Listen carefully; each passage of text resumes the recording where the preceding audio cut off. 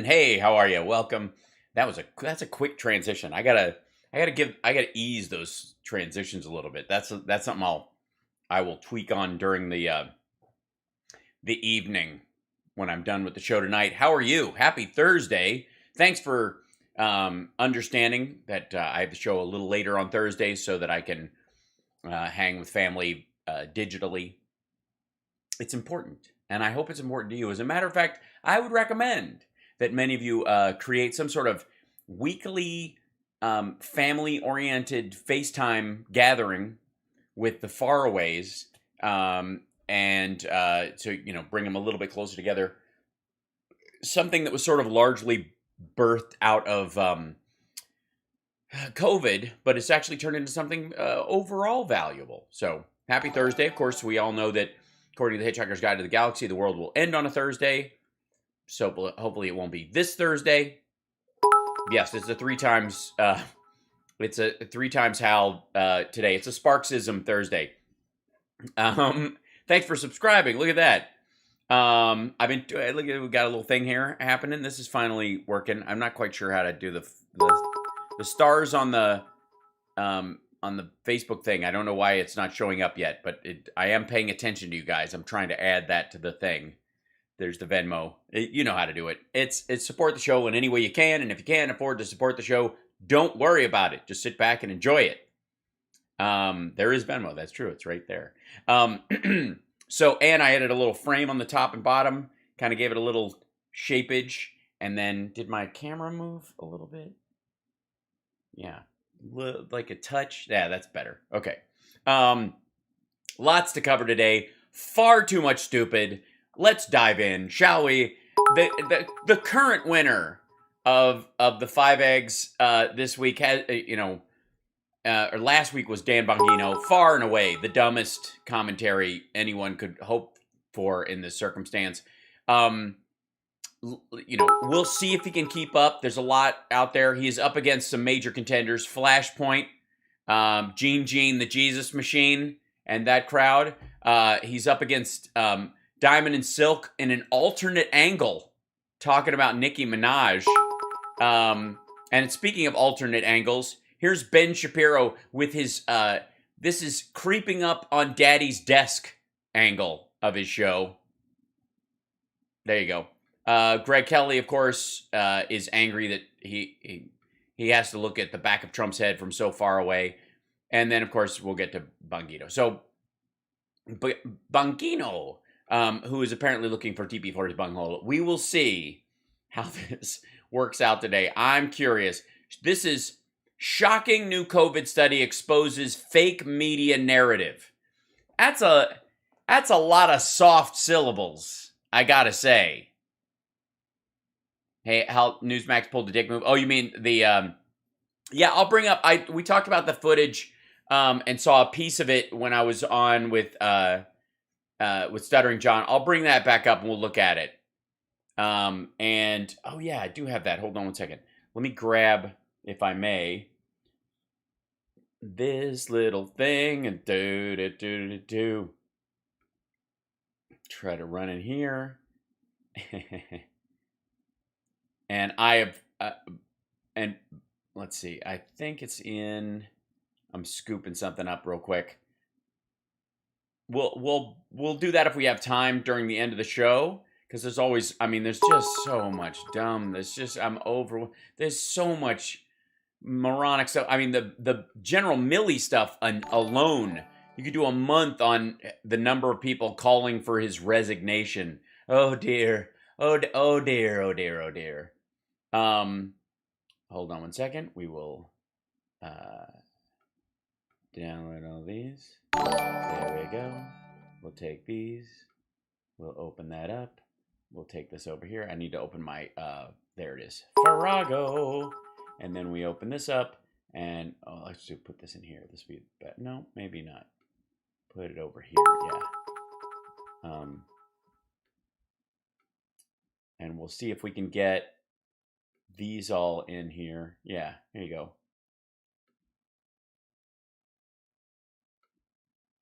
Is that working? Oh, it's being weird. Hold on. Oh, the alert box is working though. Were you guys able to hear that? Oh, I see. That's why. We'll go to comms for this guy. Yeah, let's. I've got my nuclear stockpiles. There we go. Now we'll close this. Here we go. All right. Am I hearing that? No. Oh, I've got to fix the audio on this guy. Sometimes it gets like squirrely on this guy, and you have to like reset it, and then suddenly it works again. It's very odd. Let me make sure. Nuclear stockpiles. Right, there we go. That'll do it, I think. Nuclear stockpiles. Healed and really healed. Building up our nuclear stockpiles. That's the important thing, is that we are all building up our nuclear stockpiles. Building up our nuclear stockpiles. There you go. All right, now it works. Okay, those are new, so I wanted to make sure I had those in. It was very hot. I gotta bring that down a touch. That's very funny. Building up our nuclear stockpiles. There you go. There you go. Just to be sure. Nuclear stockpiles. Yeah, that's right. Okay, just in case we need to clarify that. Okay, so Dan Bongino, a lot of soft language. Shocking new COVID study exposes fake news media narrative. Fake media narrative. What a bunch of... This is going to be a bunch of nothing, isn't it? 50% of people in the hospital are in the hospital with mild or asymptomatic cases. Why? Because of the fear. Hang on. 50% of the people who are in the hospital asymptomatic? Run that by me again, stupid. Roughly 50% of people in the hospital are in the hospital with mild or asymptomatic cases. Why? Because of the fear porn campaign by the media and morons like Howard Stern, this chump. Morons. How are 50% of the people in the hospital for COVID are asymptomatic? Please cite something. Holy shit. They think they're going to die. Sir, you have no symptoms. I'm going to die. I heard from Howard Stern and others how deadly this thing is. Yeah, this is the fantasy in his head. Asymptomatic people are taking up hospital beds. I mean, this is hooey. Because of fear-mongering by Howard Stern. Meanwhile, there are people literally on ventilators who were trying to cure their COVID with horse paste because of assholes like Dan Bongino. But please tell me this fantasy about asymptomatic people afraid they're going to die. This is the problem with a non-fact-oriented debate about where we are with this pathogen. People wind up in the hospital, roughly half of them, with no symptoms at all. Well, then... why are they being admitted if they have no symptoms? Who is this? Like 50% of people in the hospital, according to Dan Bongino, half of the people in the hospital for COVID have no symptoms. They are only there because they are Howard Stern fans, which is, insofar as I know, there's no cure for. And then the left uses the data to get even more people to show up in the hospital. Is there any leftist media saying, if you test positive but you have no symptoms, please listen to Howard Stern and check yourself straight into the morgue? What the fuck are you talking about? How is this a thing? How does this fall out of your mouth? And you not go, oh, sorry, I barfed idiocy all over my desk. No symptoms at all. Oh my gosh, 60,000 people are in the hospital for coronavirus. Yeah, 25,000 are asymptomatic. What? In no reality are there 25,000 asymptomatic people that are asymptomatic of anything in the hospital. And again, this is less of an attack on Howard Stern, and I suppose more of an attack on doctors, in theory, who would apparently admit people with no symptoms of anything just for the money and the insurance. Like 25,000. That's the accusation. Doctors and nurses in hospitals all across this country, mostly red states, are admitting 25,000 asymptomatic people to hospitals to take up hospital beds because they heard something on Howard Stern. I don't even know what the fuck. Like, where is he pulling this shit from? And again, if you're going to lead off with this, again, this is not a clip I put up. This is something they put up. This is from Dan Bongino show clips.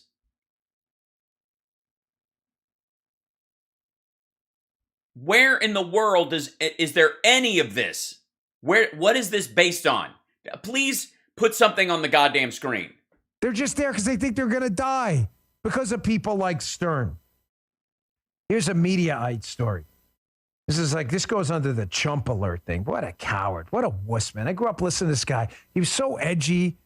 He would go after any kind of sacred cow. And it this reminds me of that adage. If an organization doesn't start out as explicitly right and conservative, right, meaning right, left political paradigm, it will eventually be captured by the left. Why? No, it isn't. Most people, the idea is that people get more conservative as they get older. That everybody starts leftish, and as they get older, they're going to get right. There's no adage that if something isn't so if Kentucky Fried Chicken isn't expressly right wing, no pun intended, they will not serve anything but left wings until right. That's a golden rule, and it's inviolable. It's not a golden rule, and it's not inviolable. It's fucking ridiculous. What are you talking about? If an organization does not start out where its sole purpose is explicitly conservative and right, it will be captured by the left. And what? Oh, I see. So if an organization specifically started because it's to be a conservative organization, they'll manage to hang on. If an organization doesn't have any particular legal bent, it will eventually drift left so as not to alienate as many customers as possible and not be assholes. What does captured by the left mean? They'll hire anybody regardless of skin color? The fuck? Stern has been captured by the left too because he's a coward. He has no guts at all. Yeah, and by the way, he's the biggest hit talker, if you know what I mean. Hey, learn karate. It's shit talker, and he is not. As a kid, the guy is a 6'4" rotting bag of bones. He's a total zero, and he goes on the air every day right now. He's lazy. He never wants to work. He's got this huge deal. He's got the guy spends half of his time on vacation. At least the listeners over there at Sirius get fleeced because of this idiot. Oh, they get fleeced, do they? People who joined Parler, for example, and gave their private information to an organization run by some dickhead who's too lazy to set up a security system, so he got the demo version, the trial version of security software to hold it down. It's and how long has Stern been on the air? What, 40 fucking years now? Tell you what, Bongino, if you're on the air in 35 years, feel free to take a long vacation.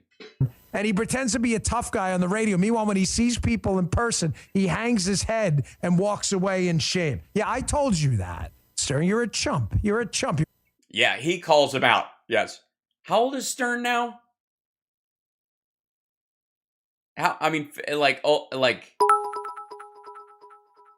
He's mad. I don't know why. Bongino, who's looking for a TV for his bunghole. Does anybody, he's 63. He's broing off against a 63-year-old. You tell him, Bongino, yeah, just keep TRT right into the base of your neck. Here's something, Bongino. You're calling out a 63-year-old who was never a fighter or anything like that. Just kind of he's a shock jock. He's 67? Right. 67. There you go. Dan Bongino is calling out. How old is Bongino?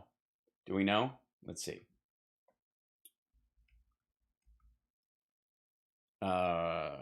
Age. He's 46. Yeah. So Dan Bongino is younger than me. Dan Bongino is, as of next week, technically is 6 years younger than me. And he is calling out a 63-year-old. So, a 67-year-old. And so, in defense of that 67-year-old, I'm calling out Dan Bongino. You're a punk bitch. How do you like that? There you go. I'm using in deference to his language. You're a wuss. You're a shit talker. You're full of crap. You're a bloviating asshole. How about that? I'm 6 years older than you, and I'm calling you out. Dan Bongino, you're a cream puff. I don't know if you ever used to be tough. You seem to think so. I'm saying you're not. Being thick ain't the answer. I mean, this could be a shellfish allergy. There you go. How about that? I mean, and here's the thing, Bongino, if you were 63, I wouldn't be so rude to you. But you're a kid and you're a wuss. Hi. I hope this clip gets to you. I hope someone shows it to you. Not only are you a weakling, you're mentally lazy, and apparently your staff is lazy because they can't even be bothered to put the stat you're referencing at the beginning of the clip. I'm watching this raw. He might put it up. Well, fingers crossed he'll put it up. I doubt it. But what kind of an asshole goes on a show? By the way, are you sure you have enough of your logo? All right. Goes on and picks on a 63-year-old, calling him a wuss. A 67-year-old. I keep doing that. Call somebody calls out a 67-year-old like, oh, bro, you don't even know. You're not tough. 67-year-olds, right? Whatever. Who does that? And then is talking out of his ass. 50% of the people in the hospital with COVID right now are not asymptomatic. You moron. Dan Bongino, you're a wuss and a moron. Period. This is just goofy. Thanks. Please send the clip to him. All right. Now let's see. Yeah. Do you even lift, bro? Total coward. Tell you that to your face. Oh, man. I'll tell that to your face, 67-year-old man. Wuss. So here he is. Howard Stern roasts Joe Rogan for taking ivermectin instead of cure vaccine. Quotes. Here's what Stern said about Joe Rogan. By the way, a guy far more successful than Howard Stern right now. Not even close. Ask Rogan. He's been around been doing the podcast thing for about 10 years, something like that. We'll see. Has become, a rotting bag of bones. And really... Which is the only reason why you're threatening it. Because that's what a weak human being does. You're gonna bro up on someone that you think is a rotting bag of bones. You can't do both at the same time, you wuss. Someone people only listen to because years ago they put him on their favorites on the dial and have yet to delete him yet. Which is something, by the way, that Dan Bongino aspires to. Gee, I hope one day that someone could put me on their radio dial and forget I'm there, and then accidentally push the button and go, all right, I'm too tired to push another button. Here's Stern. We have no time for idiots in this country anymore, Stern said. We agree, Howard, so you should cancel yourself. We don't want you. We want you to all either go to the hospital and stay home or die there with your COVID. Don't take the cure. Don't clog up our hospitals with your COVID when you finally get it. Stay home. Don't bother with science. It's too late. Go F yourself. We just don't have time for you. Yeah, that sounds like attacking the sacred cow of the posturing Trumplicans. And apparently it worked because he clearly has got Bongino on edge.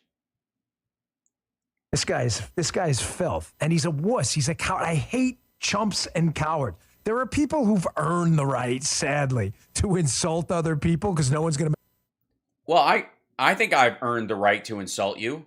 I've watched your shit.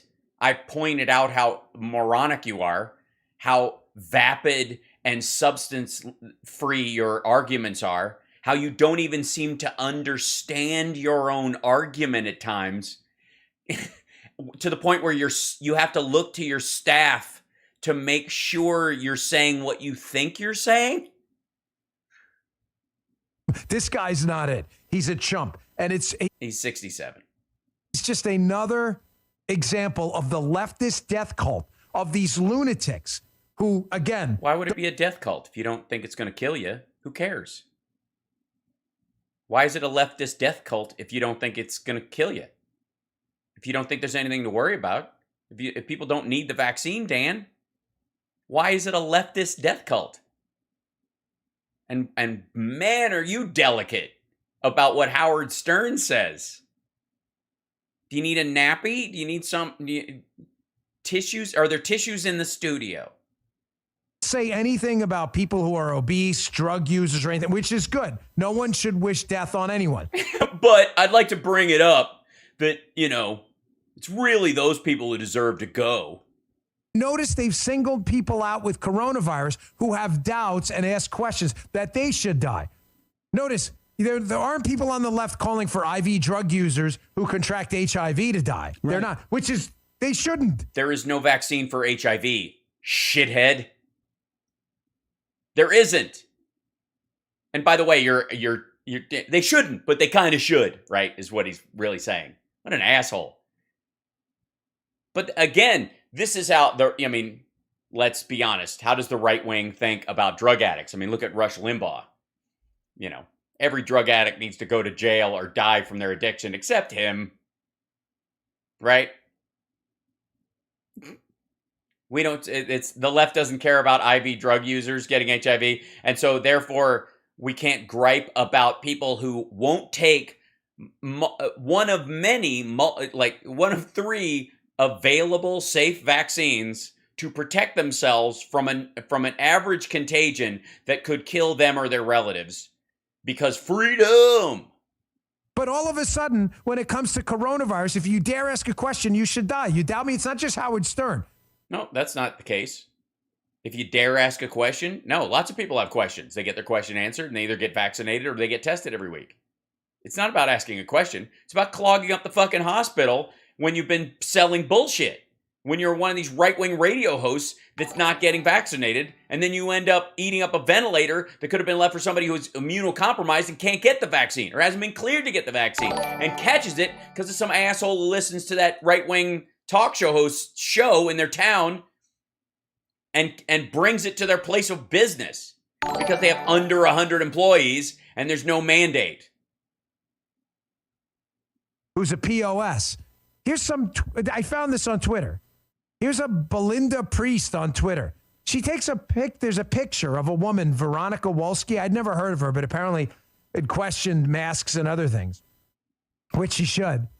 So Belinda's glad, that's her quote, glad to see Veronica Wolski finally learn the proper way to wear a mask.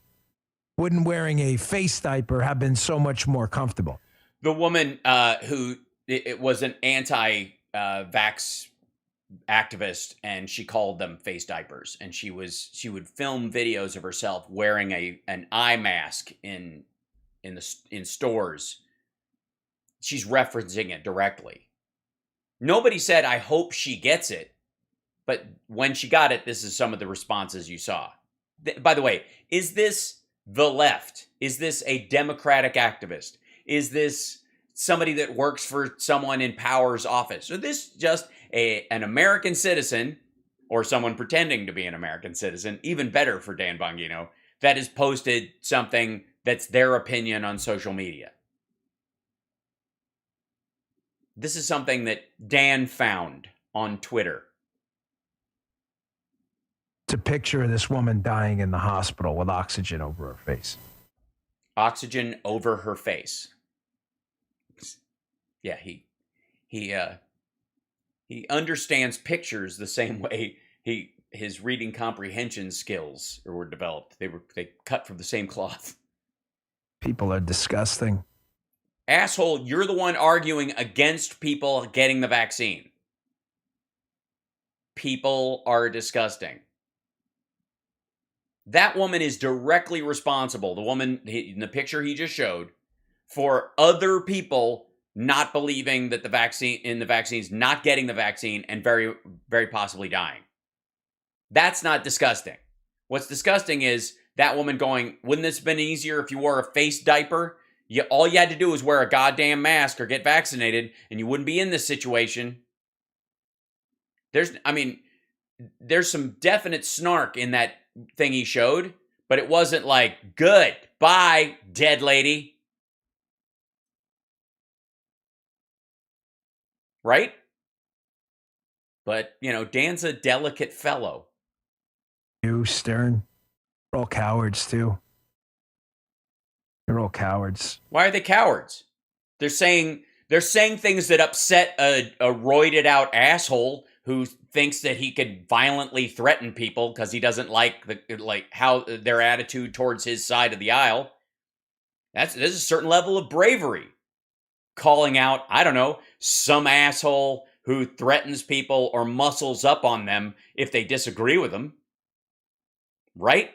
Especially if they're, 67 years old, older than this person, and apparently a wasting bag of bones. Or, just 6 years older than him, and, that live in the gym. I do all right. See, that would require a certain level of bravery. Shit-talking someone who's been in media for 4 decades, who you may or may not like, because they expressed their opinion, welcome to America, on your little pissant show with your 95 versions of your logo behind you. Very creative. Very creative. We share nothing in common with these people. There are no ties that bind. Don't let anybody tell you that.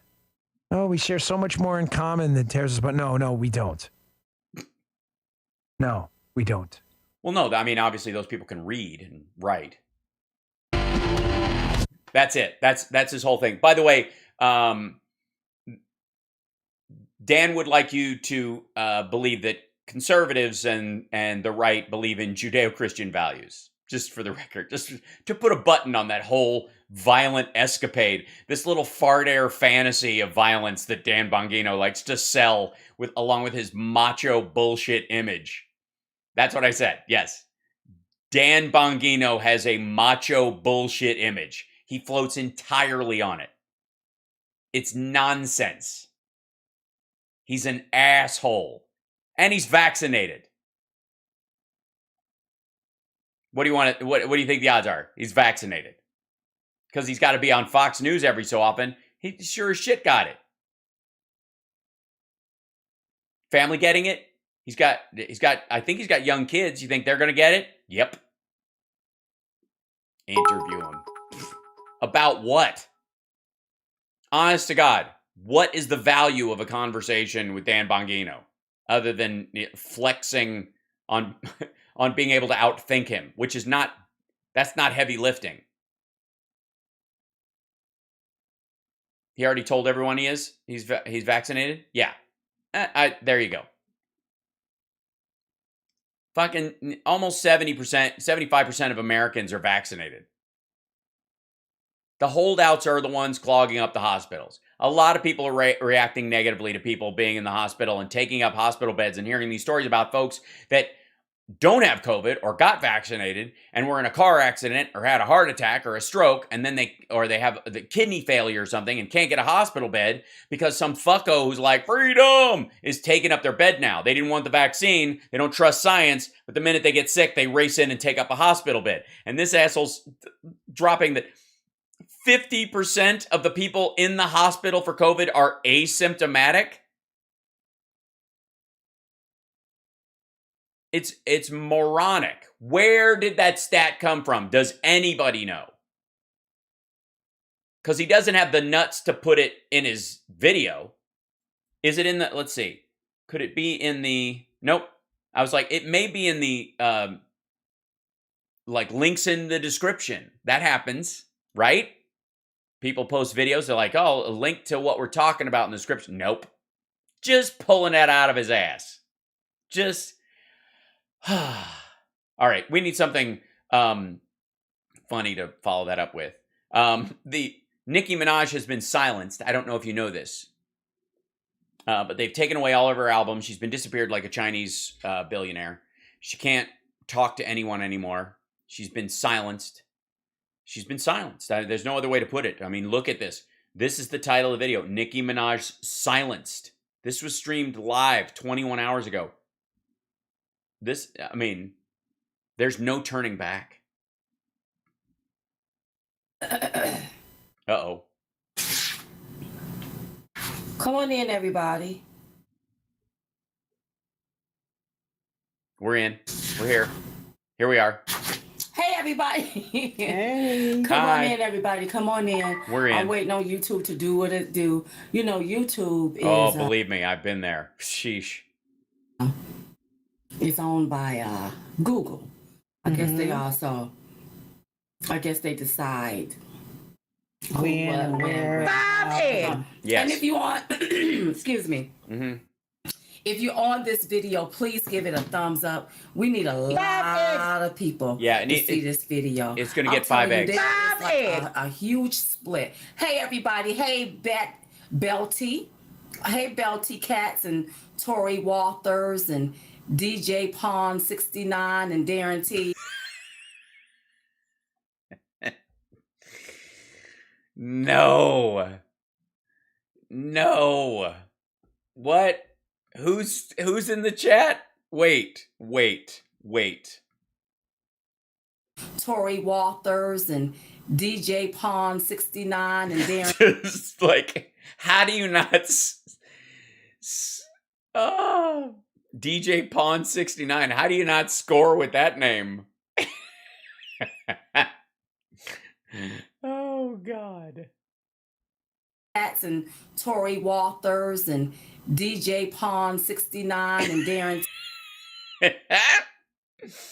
Oh, yeah. Where is Suck Nuts 96? We don't know. Hey, Lisa, and all of you all. Hey. Hey. Make sure you thumbs up this video if you're looking at it, you all. Yes. Because I heard that when you thumb it up, that makes more people engage with the video and they can hear what we got to say. Right. Well, it doesn't matter. And by the way, it's a good reminder to all the trolls in the audience that might be joining us. Thumbs down helps just as much. It really does. Yeah.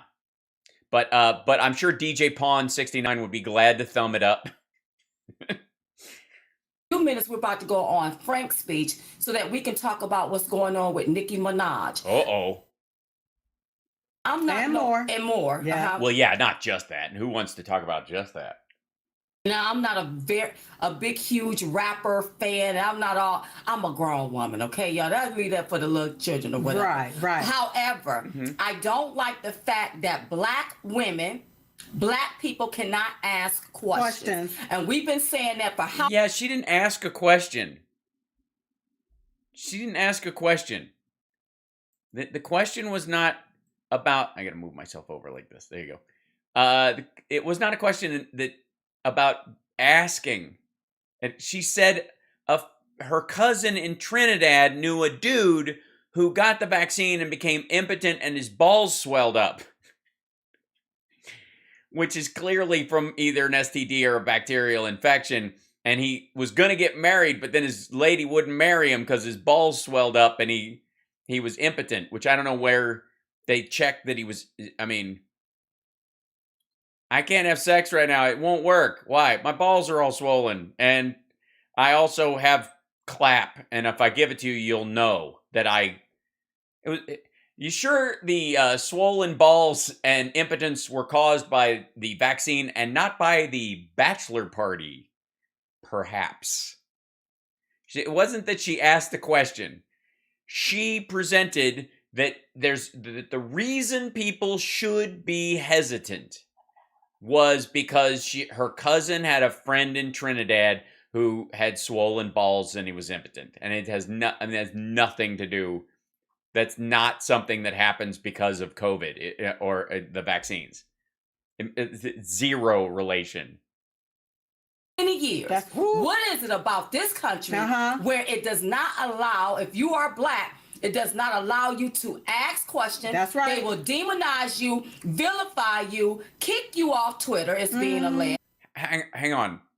Is Nicki Minaj the first and only person to ask, quote unquote, ask questions about this by stating something bizarre and get kicked off Twitter or get punted? And is it solely, I mean, can we just like put a check mark next to this for the next time they're saying people are using the race card randomly? Right? Now there's systemic racism. Mm-hmm. And we have to talk about it. I think it's best. You should. Care what side of the aisle you on. I want you all to know we're going to have to stand together. Yeah. Drop the party affiliation. That's right. I don't care about your party affiliation. I don't care about. That's because you guys are fighting the rhinos and hate the Republican Party and think elite establishment people are driving you out of the Republican Party, and plus they don't invite you to the really cool events. You end up having to just go to the shitty Trump gatherings. Party affiliation. Yeah.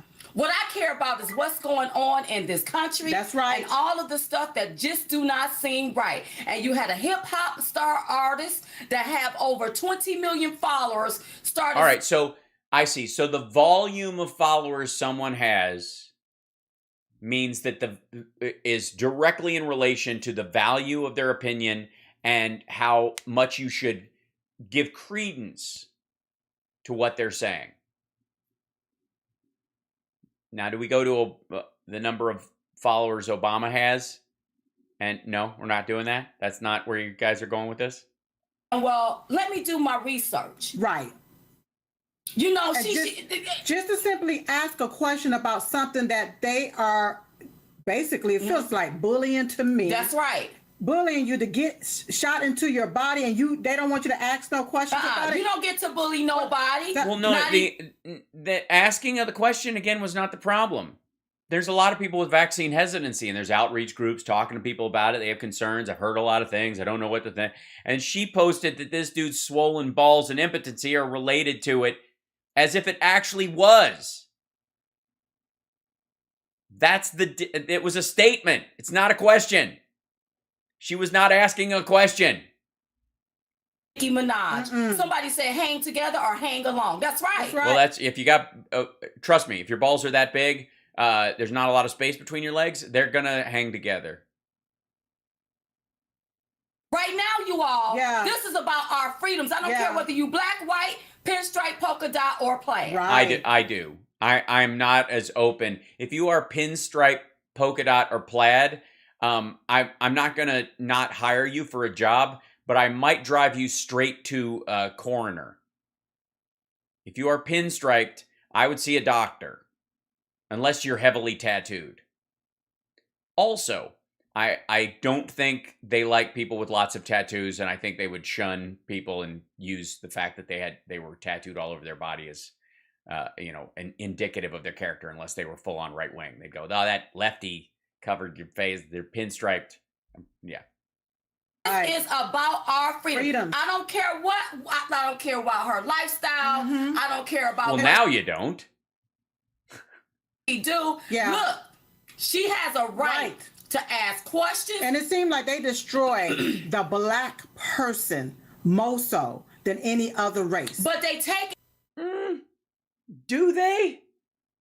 She got offered a phone call from the White House physicians to explain it, to answer any questions she might have. Like somebody from the CDC is acting, will say, like, well, and we're not going to tell you what to do. It's not a threat. We're just saying, if you have any questions, please, we'll set up a phone call with you. She's well known. She could actually, If she had legit questions, ask someone at the CDC. The CDC could answer those questions for her. She could make a decision about whether or not those answers that she got are to her satisfaction, and then pass on that information or get vaccinated herself based on that information, which is, of course, the destruction of the black woman, apparently, according to Diamond and Silk. We use black people to do it. That's Black- right. Do we tell them?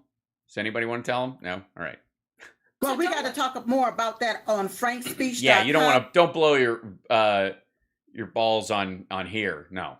We'll be coming on in about 12 minutes, you all. So go over there to frankspeech.com so that you all can get in on the conversation that is about. Yeah, I can't actually. Go to fwank.com, FWANQ.com, and subscribe at twitch.tv/AlSparks. It's a good idea. It's a lot of fun. To be had about this thing. Diamond and Silk have been talking about this for years. Yes. And now that it's starting to infiltrate the left and people are speaking out about it, good. We could get to really have the conversation, but we got to have. Wait, what? What have you been talking about for years? Over there on frankspeech.com. That's right. 'Cause she got. I'm concerned that Diamond might have COVID. That's and right. make sure that you go and support our patriot, Mike Lindell. Mike Lindell, go to mypillow.com. This is just an ad for pillows. Son of a bitch. They got me. mypillow.com. Be sure to use code DS. The Diamond and Silk code. That's just weird, huh? It's funny. 21, yes. so that you can receive up to 66% off your entire purchase. Yes. That's DS20. No, I'm not doing the ad. We'll see you there soon. Okay? Bye. That's, oh boy. Now do I have to go to? Do I have to go to Frank's speech? Gee whiz. Hold on one second. Let's check in on Frank's speech. I don't think. Let's see. Why is this? I'm not loading. Let me. I just go to Lindell TV because you don't have to actually. If you go to Frank's speech, you have to sign up for them. What the hell? Is he just on his channel all the time now? Like day and night. Look at this. Oh, now he's talking about the guy's balls, apparently. Hold on. Mike Lindell's on there. He's talking about one of the balls is gigantic, okay? And then he got one of his balls in his hand. And then he weighed the other ball against the other one. And hold on. I don't know what he's talking about. Let's find out. Across the country that are shouting what they're shouting, and it's the whole stinking football stadium, and you can't tell me that football stadium is filled with nothing but Republicans. Right? Right. No, it's everybody. It's everybody. That Democrats now, 40-some% of Democrats believe that the election was taken. They're open. No, they do not. Even if they thought it was true, they didn't want to believe it. If you don't want to believe something, Mike, turn on a lamp. You have been talking on your station for so long, the sun has gone down. your own lie. Okay. Yep. And then the people, you're conditioning the people. Goebbels said that. Joseph Goebbels, one of the best marketers in history. No, it's good. It's always nice when Mike gives credit where credit is due because he learned everything he knows about marketing from Goebbels. You know, how many times the conspiracy with no evidence. You know how many line that's been written in newspapers and in media that there's with absolutely no evidence. You know, really zero? Yes. You know, even Bill Barr, well, there wasn't enough evidence, which, you know, Bill Barr will have to explain someday. Were you that afraid of getting impeached, Bill Barr? He'll have to explain to his, you know, to everybody why you said that. You know, to everybody. Yeah, it's kind of like Mike Lindell is fantasizing about a future like Escape from New York style justice system where he gets to sit there and judge them, or like in Dark Knight Rises. Harry, did you ever hear about that, Sean? I did. I remember. Yeah, that was, you know, isn't he the head of what, the DNI, or what is it called? Yeah, he was the director of national intelligence. That's correct. Yeah, the director, and he was saying, here's the director saying, hey, you know, we got a major problem here that we had happen to us, but everybody, I just want everybody to know that, and The because sun is going everybody's down. impatient, and now it's funny, the more people that realize it now and the bad things going on in the government, they're impatient. Well, when's this going to happen? When's this going to happen? Well, you know what? I'll tell you when it's going to happen. Okay. When you start talking, you over here that are asking when it's going to happen, you start getting brave and going out there and you demand stuff from your state and you demand stuff. And it doesn't matter what your state's red, blue, or purple or whatever it is. You Yeah, it go does. up, you look If online. your state is orange, I would get help. This attack, and every single state had votes flipped. And they only went one direction, from Trump to Biden. Every single state. Isn't that Well, something? yeah, the actual voters. Yeah, the only party crossover this time that genuinely happened was MAGA voters stuck to Trump, but regular run-of-the-mill Republicans either didn't vote for Biden or didn't vote at all or voted for Biden. But statistically, that's impossible. My country be forever gone. I can't let our freedoms being taken away and nonsensical things being done. You know, I mean, like the Cyberama? I don't know if you know that, but the symposium brought people together. We were talking to other states and other activists and other groups. Right. But the communication between citizen groups in different states and between the legislators just accelerated exponentially after the symposium because everybody got connected. Yeah. Right. So now, Yeah, Mike, your money was not wasted. And send more, please. from our core request that came from our state, because it included information that other states would find helpful, that's already gone to multiple other states. There's not a day that goes by that we don't get somebody from Washington or Georgia or North Carolina. You pick the state, we're sharing data back and forth. So that's one of the biggest things people can do is they... Yeah, that QAnons are lonely. They talk to each other all the time. I'm shocked. Okay, anyways, we don't need to watch a bunch of Mike Lindell today or whatever. I was just seeing if there would be that part on there. But let's see. Oh, there is a chance we could have somebody dumber than... Should we go to... that's a longer one. Let's see, how long is this one? Yeah, this one's shorter. Let's go to Dinesh D'Souza first. I'm going to shut that page down. The Americans... This is called Americans Can't Unite. Here's to blame. Or sorry, here's who's to blame. I was reading the sentence below it. Not because the Republicans have moved sharply to the right, but rather because Democrats have moved sharply to the left. That's whose fault it is. God damn it. We often talk about America as a very divided country, more... Right. It's not. I mean, 68% of Republicans, registered Republicans, at least people who were registered as Republicans in like 2010 anyways, are for the infrastructure bill, for example, that Biden's pushing. That kind of thing. Not really that divided. Divided than before. But how did that happen? Why are we so divided? Because you guys rose a guy to the head of your party and won an election and tossed all your ethics out the window to get a guy who bragged about grabbing women by the pussy in office? Something like that? And why, Debbie and I were talking about this just over the weekend, the 20th anniversary of 9/11.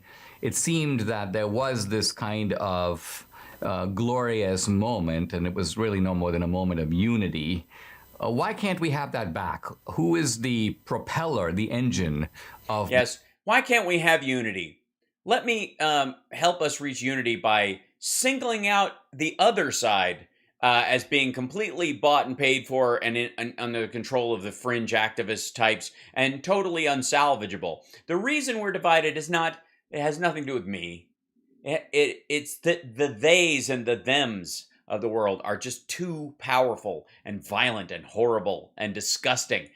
They're the ones who are causing the division, these disgusting, violent, unpatriotic, vile, yes, also Soros. Deep divide. Well, there's a very interesting article by a guy named Kevin Drum. Now, this is a left-winger. He's a former writer for Mother Jones. And what he says is that when you look on key issues at the Democrats and the Republicans over the past 20 years, what you see is that the Republicans have barely moved. The Republicans have moved only slightly to the right. Approximately 5 points on average when you look at a range of it. Yeah, how many points are there in like being against gay people, being able to just go into any store and be served like any other customer, for example? Like, how many points are on that scale? Is that like a 3, or and is it like 5 stars of freedom, or like 4? So like, you know what I'm saying? Like, what's the scale? He says the Democrats, and he's talking specifically, are not about Latino Democrats or Black Democrats. He's speaking about kind of the progressive, upwardly mobile, college-educated, white liberal community. Oh, so he's a racist. Okay, gotcha. Dramatically more left-wing on key issues. They've moved 15 to 20 points to the left. So what he's... Yeah, you get... And by the way, there's a checklist of how many points you are. If you're, if you were upset about, if you're upset about George Floyd, you get 1 point. If you're upset about Breonna Taylor, you get 2 points. If you're upset about, if you can name 7 unarmed black men that were killed, and the crimes that they were charged with and the warrant available, you get 3 points. What is he talking about? Saying is that unity obviously depends. Now, unity doesn't require the two sides to have agreement on all issues, not at all. We've never had that in American history. But unity means that you have certain core issues that you do agree about, and then like elections have consequences, and if you lose an election, you might march to show that your opinion is strong, but you don't actually charge the Capitol and try to stop the certification of votes. Like that kind of a standard, like the standard we used to have that was broken. Because there was like, when Trump got elected, there was a women's march, but they marched in the streets to show unity and push back against this idea that he could control women's bodies and the like by putting people on the Supreme Court that we knew he would put on the Supreme Court to overturn Roe v. Wade, that we knew he was going to try to do, even though he pretended like he wasn't. Versus like women marching, wearing kitten hats, versus a bunch of assholes beating up cops on the steps of the Capitol, smashing windows and shitting in Nancy Pelosi's office. That kind of a standard? Which one is he talking about, you think? Even on issues that you disagree, it is possible to find compromise, middle. Yes, I would say listening to a speech on the Mall, getting upset, marching even, but my line is storming the Capitol and attacking cops. Like, I wouldn't cross. Like, that's where we part ways. Common ground, and make progress at least to some degree. And what Kevin Drum is saying is that the obstacle to that progress is coming not from the Republicans, not from the right, but from the left. And he has charts in which he looks at a series of issues. Charts? Charts. Please put the charts up. For example, at abortion. He says on abortion, for example, take the 2 most extreme positions. Abortion should never be legal, and abortion should always be legal. He says the Republican support for the extreme position, abortion should never be legal, has gone up about 2 points since 2000. So basically unchanged. Among Democrats, the most extreme view, always legal, has gone up 20 points. What do you mean always legal? Define always legal. Like right up to the day of conception? Fuck off. You mean legal, and at a certain, to the weak numbers that most people have accepted in their particular state, plus an exemption for the health and safety of the mother. Or rape and incest, for example. That's what what do you mean always legal? You're the assholes carrying guns. Apparently you think it's okay to abort a life if it's annoying you at any point during its life. I got my 6-shot life shortener right here. Huge change. Huge. Define what that means. Always legal. Laws. The conservative point of view on guns for Republicans has moved 10 points. For the liberal point of view, 20 points. He shows... What?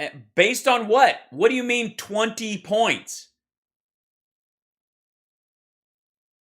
What is that? That's 20 points to the right, is it? I don't even know.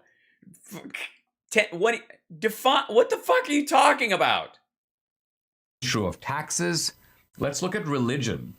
He says among Republicans, religiosity over the past 20 years is the same. Hasn't gone up, hasn't gone down. Among Democrats, it has gone down nearly 15 points. So the Democrats have become a kind of radical secularism now defines the Democratic Party.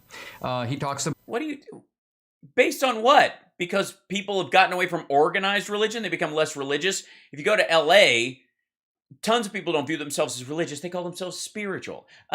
Other people have become directly atheists. The fuck does this have to do with anything? Radical secularism? This is garbage. What? Show the chart. Please show me that there's a standard in this. What do you mean? Issues like defund the police. He goes again, not only have the Democrats pivoted sharply left, they've pivoted so far left that they're leaving their own minority voters behind. The Democrats have pivoted so far left that ordinary Hispanics who might be sympathetic to Democrats on a range of issues and have voted Democratic for the most part are like, whoa, it's one thing. Was it a 10-point whoa or like a 13-point whoa? What on the scale of whoa?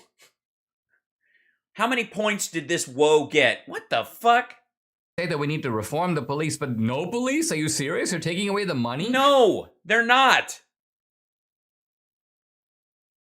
No, none of that came out. Like activists that he's talking about.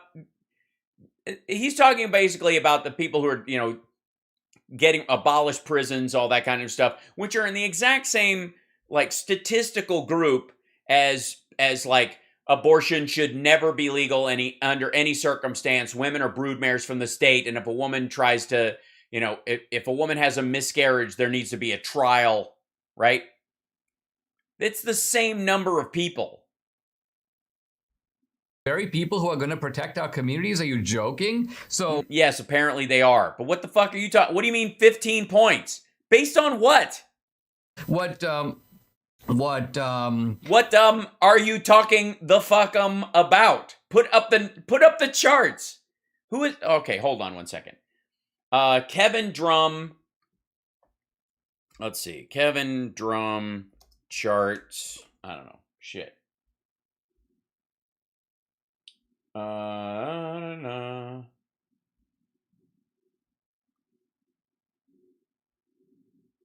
See the politics. Let's see, news.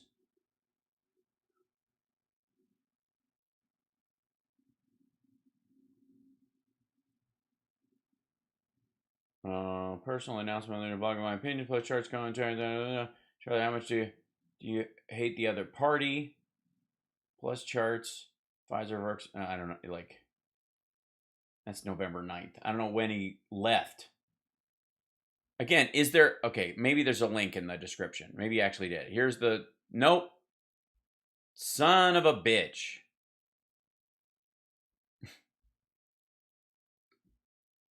Kevin Drum says here is that there's a radicalization on the left. Quote, it is not... Well, if he says it, does he give you a scale of radicalization? Conservatives who have turned American politics into a culture war battle. It is liberals. And he goes on to say the truth of it is that the Democratic Party has pulled far enough left that even lots of non-crazy people find us just plain scary. And this is a guy writing from the left. He's saying, I just want you to know that you Democrats are basically blowing away the middle. You're giving large numbers of Americans who are in the middle of the spectrum. We just elected Joe Biden. He was up against Bernie Sanders and Elizabeth Warren, and he won in a trouncing, largely because of minority voters. What the fuck are you talking about? Please put the chart on the screen, you dipshit. The middle finger. And you're going to pay for that at the ballot box. So... Are we? You mean like last time when we beat your dude 81 to 74 million? Oh, it's not, if I can sum up, it's not that... Yes, please wrap this shit up. But before you do, don't show the charts you're talking about. Don't hold them up. Don't put them on screen. Don't leave a link in your description. Don't tie them. What the fuck? Them to live in our America. but they don't want us to live in their America. And this is exactly why they're trying to silence us. They're trying to get us fired. They're trying to get us deplatformed, arrested, prosecuted. They call us domestic terrorists. No, they don't. No one's calling you a domestic terrorist. You're a dweeb. That I think is the most violent phrase I've seen thrown your way, Dinesh. But you own it, buddy.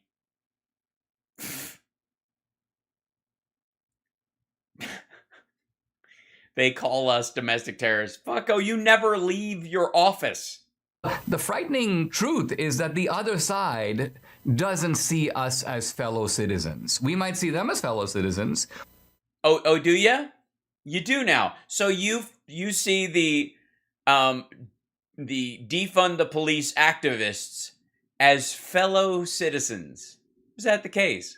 I'd want live and let live, but they're not willing to live and let live. This is the root of the culture wars. And this is why I argue there has to be an escalation on our side for the simple reason that as long Yeah, because if we're going to be divided, let's get serious.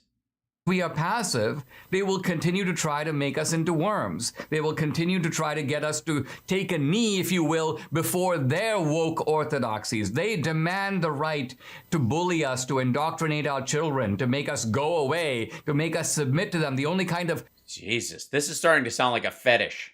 political opposition that they're willing to tolerate is the kind of Romney opposition that basically makes token resistance and then gives in. This is the opposition they like. So they really want a one-party state. And their problem with... Oh, do they? I'm sorry. Do MAGA people and Republicans want a fierce debate between liberals and conservatives? Is that what they're truly seeking?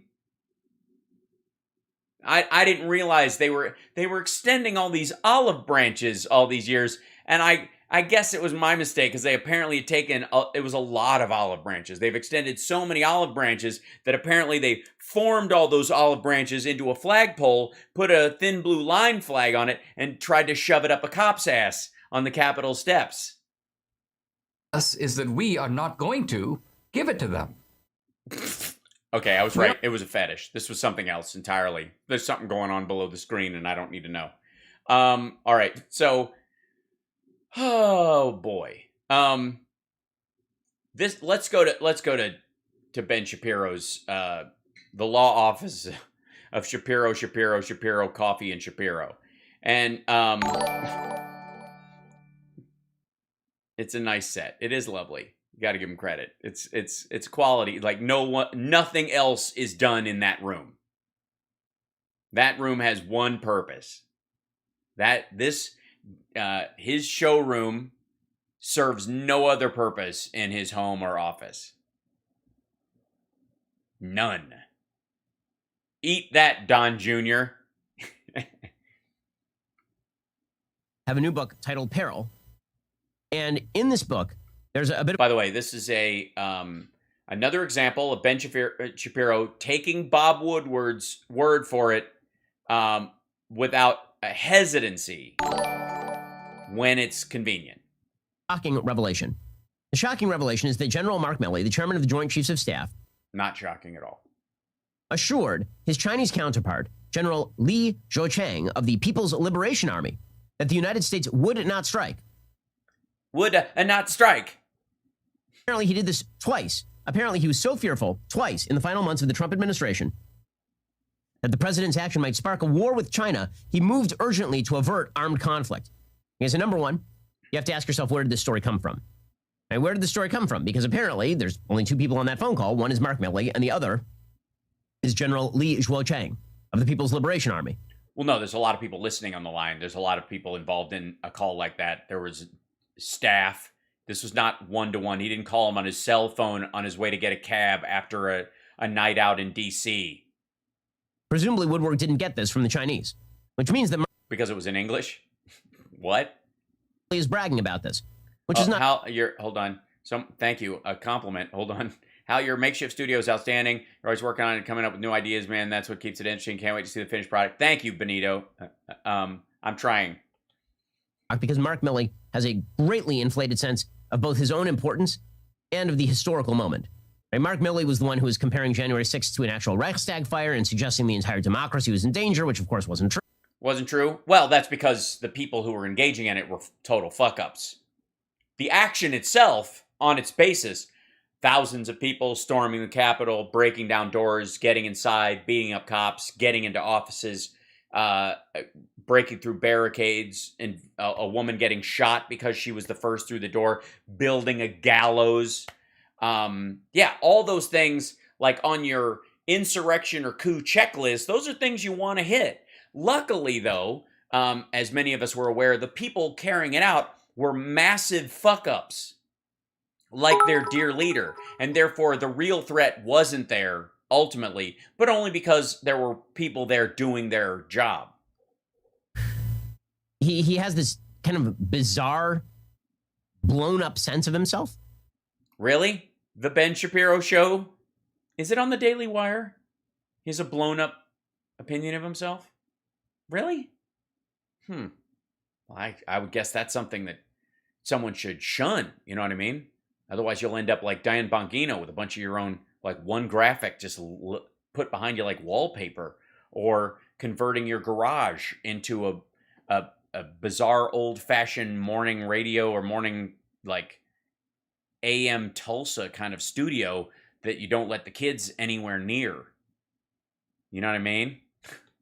The man standing in the gap, standing in the breach.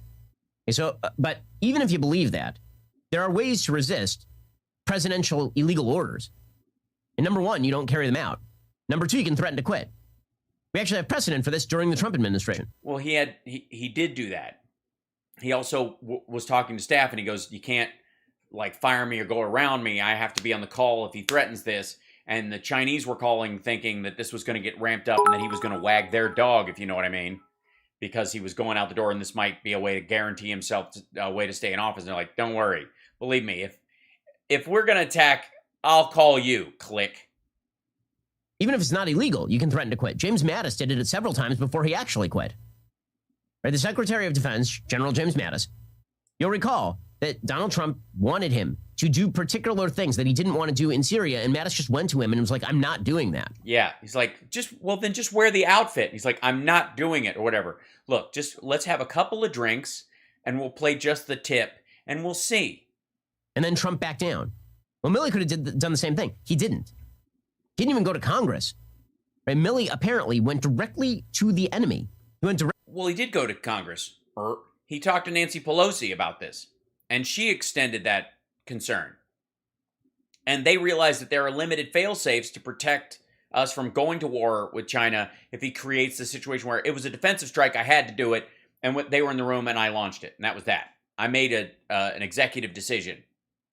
And by the time, if you start a war, in Nicaragua, you can pull that leash back and there can be hearings. If you launch a nuclear strike, that's one and done. That's it. That's the ball game. To the Chinese government. And he said to them, this crazy guy in the White House, man, that guy's crazy. And if he orders us to do anything militarily, even if it's legal, I'm just not going to do it. In fact, I will call you first. Well, no, he couldn't launch a nuclear strike legally by himself unless they were already launching one on us. And then you wonder why so many conservatives worry about the quote-unquote deep state coup. Because that sounds an awful lot like a deep state coup. I mean, even Alex... Well, yeah, if you want to make it up. Even Alex what? Vindman, right? The guy who is... Alexander Vindman, right. Who is phoning in the Ukraine phone call, very anti-Trump. Even he was... Who's now a valid source, according to Ben Shapiro. Because Vindman didn't like it. He thought it was an overstep of his... of Milley's role in government. And so, therefore, Alexander Vindman, now good. This is insane. Because it is. Civilian control of the military is a bulwark of American republicanism. Okay, so according to Bob Woodward's book... You had to have an edit there? Or did somebody go, wrap it up?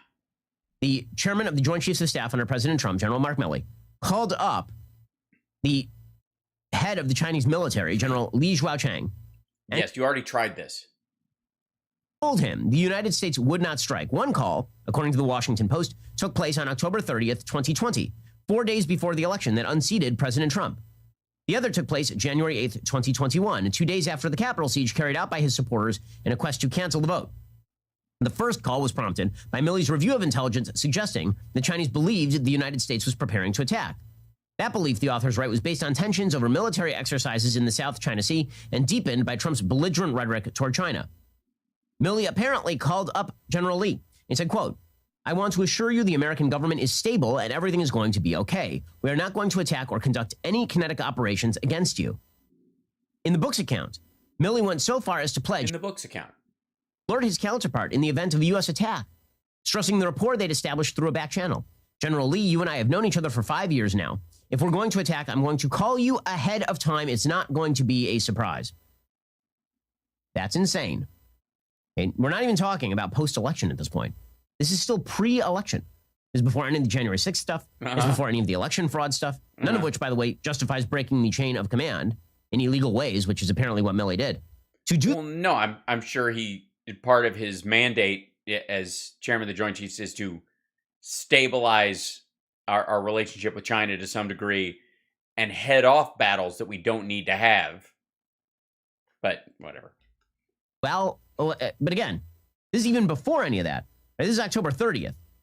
Now, I recall that period. I recall October, November, December, January. Wasn't that long ago? Was there widespread talk about how the United States was going to enter a full-scale fighting war with the Chinese? Apparently in China there was. Was that even on the table?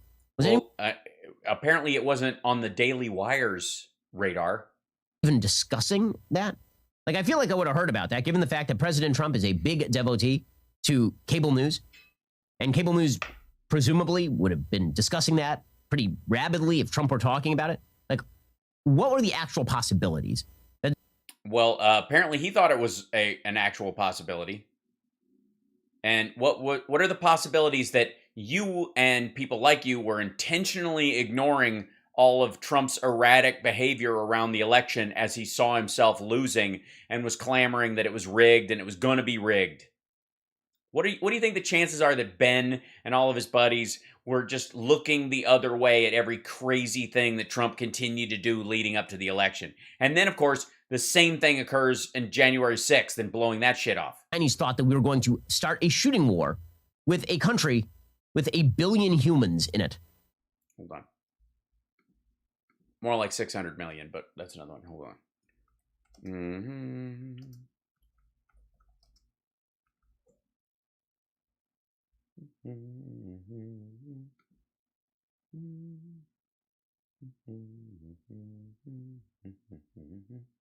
Now, one of the reasons why there was a lot of talk about what was going to happen in terms of China was our defense of Hong Kong and China's actions in Hong Kong stacked on top of the awareness in the country that was growing about the Uyghur concentration camps. This was all going on. And it was getting increasingly heavier as the year went on. So yes, there was absolutely a lot of shit happening leading up to the election. And Trump's continuing ratcheting up of blaming China for this and then using the Hong Kong protests mixed with his belief that we were attacked by China. China could have stopped this. This is their fault. There were like absolutely concurrent conversations happening during this, about this.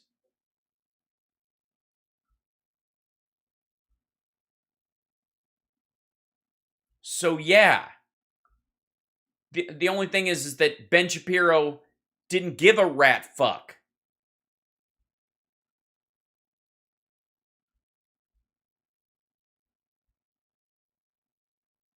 This was all happening leading up to the election, and Trump was blaming China for COVID and his potential loss. Everything was going fine until we got hit by COVID, and China they're behind Hunter Biden, and they want to get Biden elected, and no better friend, and they're attacking Hong Kong and Uyghur concentration camps. There was a perfect storm building that if there was a time to attack China, this might be it. Especially if you're in the Chinese Communist Party and you're concerned about these things because you're thinking the exact same shit. Yeah, not exactly the calmest time in China. So yes, there was a lot of fucking things going on in relation to our relationship with China, the growing tension over COVID, the rising death rate. There were, by the way, China was having calls about that with a bunch of countries. But what does anyone actually believe that, or is Milley just a delusional, thoroughly self-obsessed human being?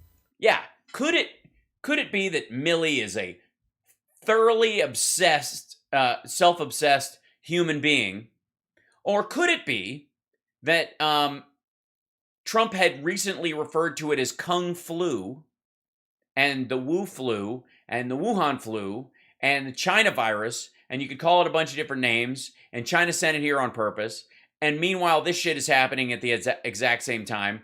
The Chinese are using so many of their resources to push back and round up pro-democracy people in Hong Kong at the same time this shit is going on. And this isn't, George Floyd level protests. This is a January 6th level protest. This is the Hong Kong people pushing back against the existence of the mainland Chinese government and its control over Hong Kong. Look at the candlelight vigils.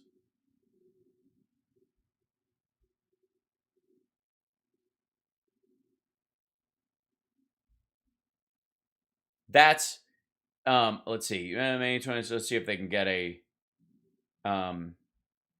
the protest starting in like around May 27th. This is all this stuff.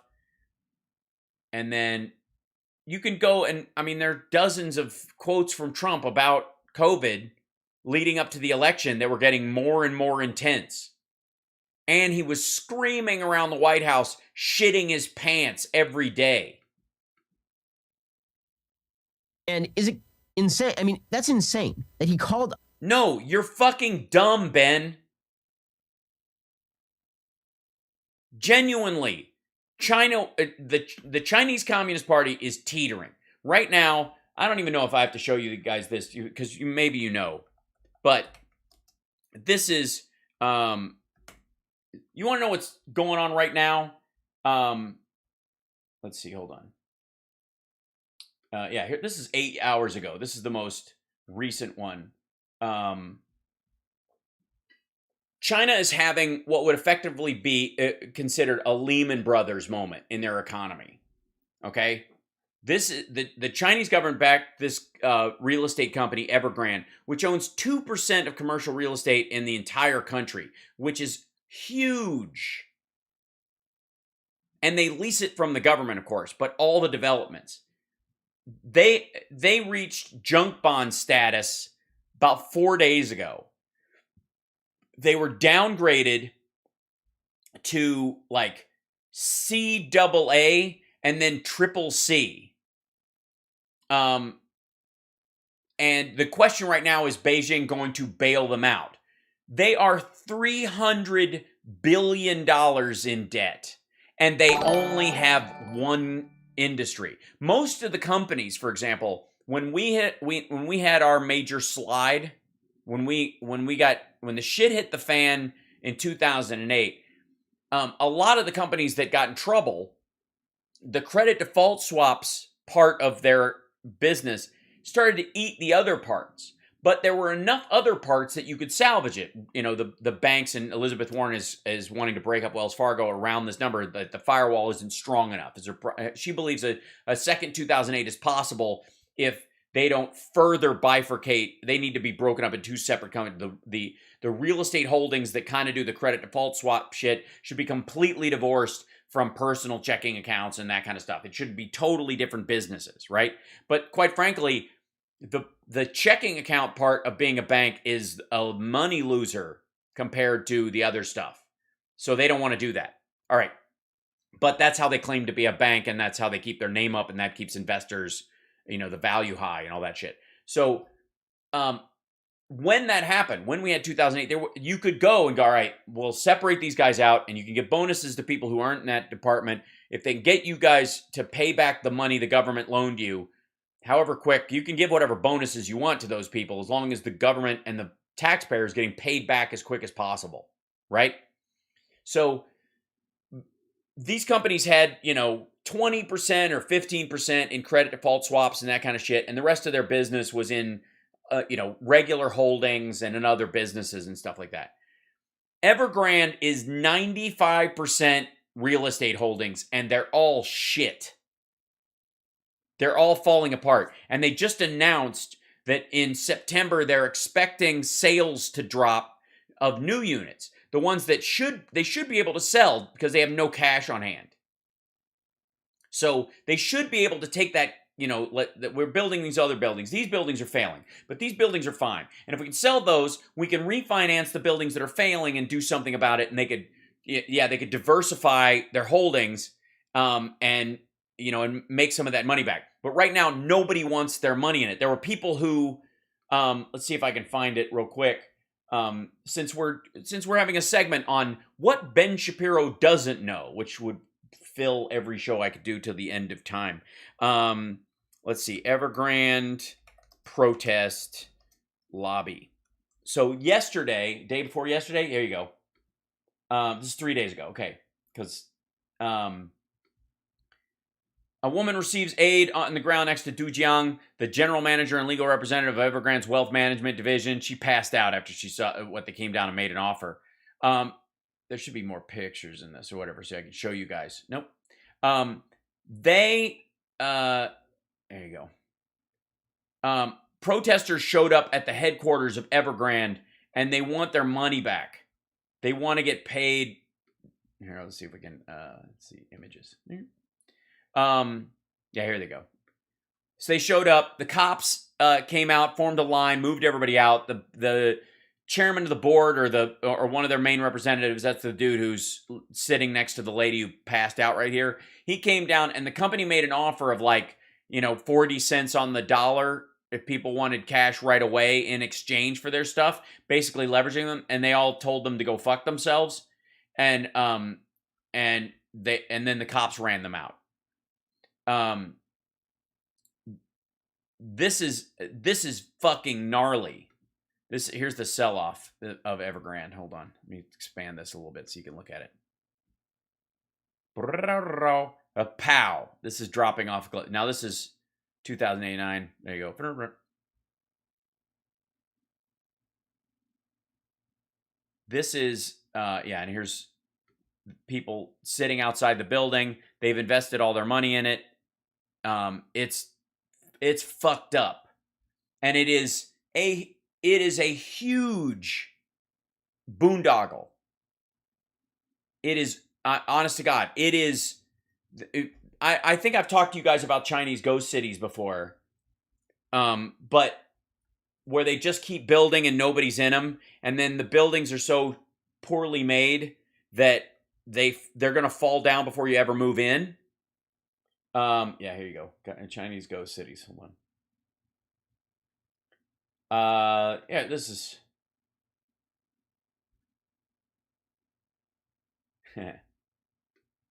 One second. Move this back. Here you go. 28 photos of China's massive uninhabited ghost cities. Let's see where are they making a China? Yeah. So all these buildings are empty. Most of them don't have even glass in the windows. They do it at the ends of the building. But these are all just holes. They remake stuff. There's one with an Eiffel Tower. They just built an Eiffel Tower. Just why? Why not? I see Spirit Away. I'm picking up what you're putting down. Indeed, Templeton. Hi, Templeton. It's good to see you.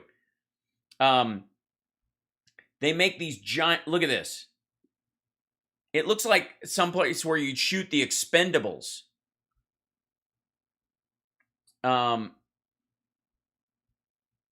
Yeah, Chinese ghost city of Lafayette was built on reclaimed land.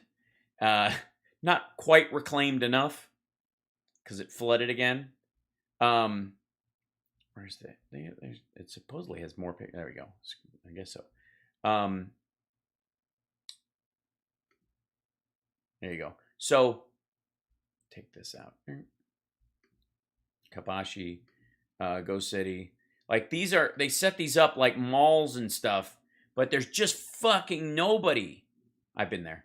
That's the Ordos Museum. We drove past this. This is all empty. Created with an investment of 1.61 billion in early 2000s, Kangbashi was a capacity to house over 300,000 people. So far 30,000 people have moved in. Pictured here, densely built but sparsely inhabited apartment develops in Kangbashi, and they're all falling apart. And they've all got cranes on top of them because they're continuing to build. This is an outdoor mall in Southfaydan that's modeled after a traditional Italian village.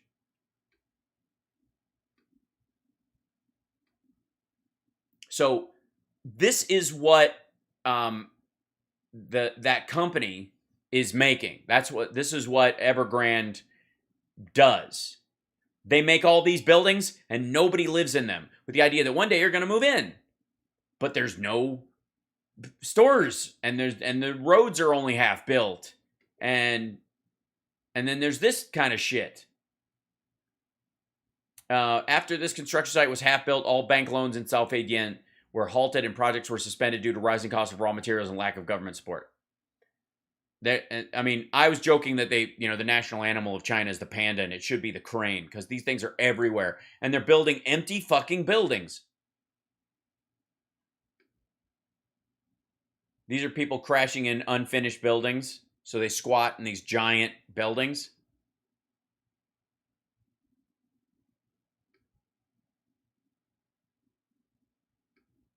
Just on and on. I mean, amazing structures. New buildings in Ordos is commonly referred to as a ghost town due to its lack of residents. It has also been nicknamed the Dubai of China by locals because it's a big, gaudy, empty mess. Yeah, this is China. Look at this shit. There's the Eiffel Tower again. They just rebuilt these cities. You don't have to travel. We'll build it here.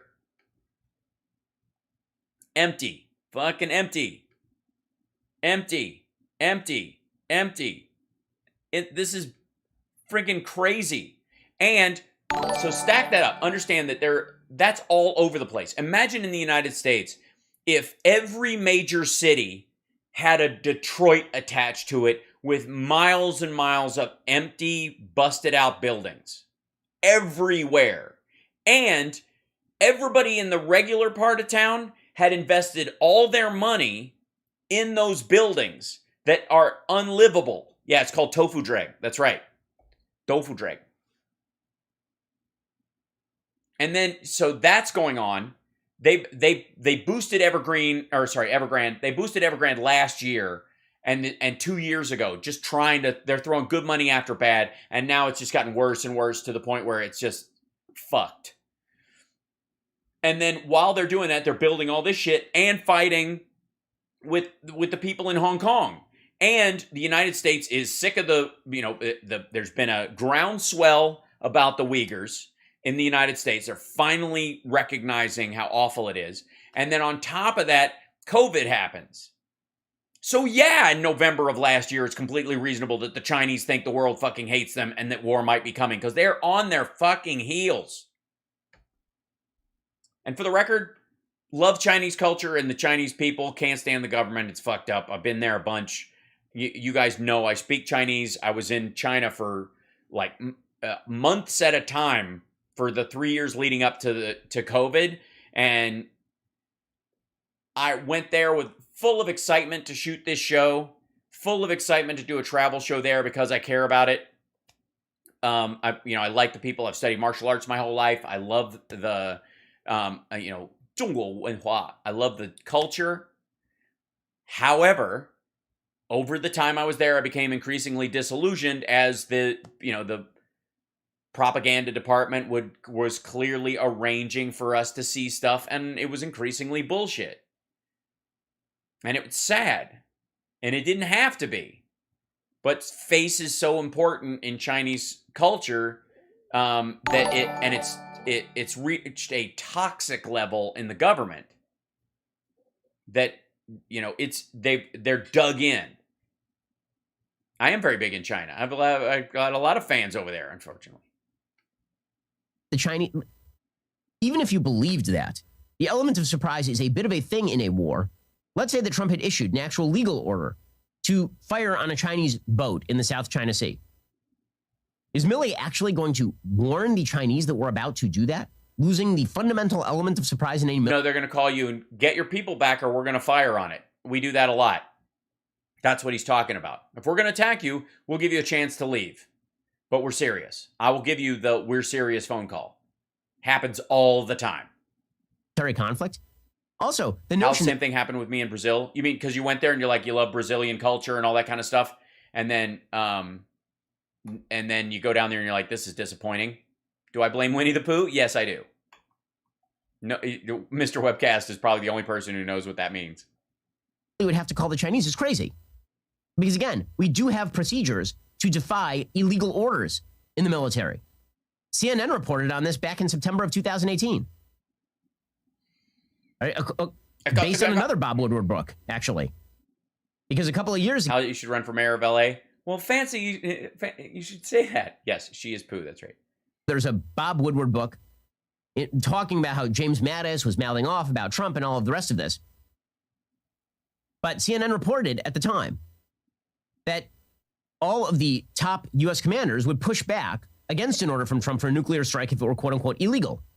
General John Hyten, who is the top U.S. nuclear commander, said, quote, I provide advice to the president. He'll tell me what to do. If it's illegal, guess what's going to happen? I'm going to say, Mr. President, that's illegal. Guess what he's going to do? He's going to say what would be legal, and we'll come up with options of a mix of capabilities to respond to whatever the situation is. That's the way it works. It's not that complicated. Hyten emphasized the U.S. Yeah, but that was predicated on the idea that Trump was sane at that point. Now he's surrounded by lunatics like Sidney Powell. And Rudy Giuliani was drunk there every day. Holy shit. Has the obligation to follow only legal orders, including those entailing the launch of nuclear weapons. Also, Air Force General Robert Keeler, who served as commander of U.S. Strategic Command under Obama, said there are layers of safeguards within the system designed to ensure any order is legal and proportionately appropriate. Quote, U.S. nuclear forces operate under strict civilian control. Only the President of the United States can order the employment of U.S. nuclear weapons. This is a system controlled by human beings. Nothing happens automatically. No, he never said it would happen automatically. He was saying that because the president could do this and he was becoming unhinged, that was an increasingly troubling part of his job. Military analyst John Kirby, right now he's the spokesman. Yeah, it's a good question. Why is he talking to his laptop? Are we all just barging in on his FaceTime in the garage? Person for the Pentagon, but at that point he was a military analyst. Oh my gosh, Dead Sea Genesis. Thank you so much. That's amazing, and thank you Templeton as well. Payment for a front seat to the Sparks Bongino fight. Excellent. Okay. He said that military judge advocates and general counsel are active participants in the decision-making process at virtually every level, from the tactical to the strategic.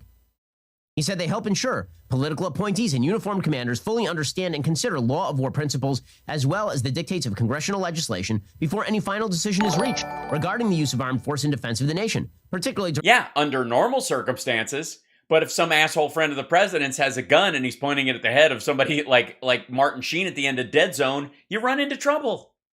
Planning of combat Ben would kick my butt in a debate.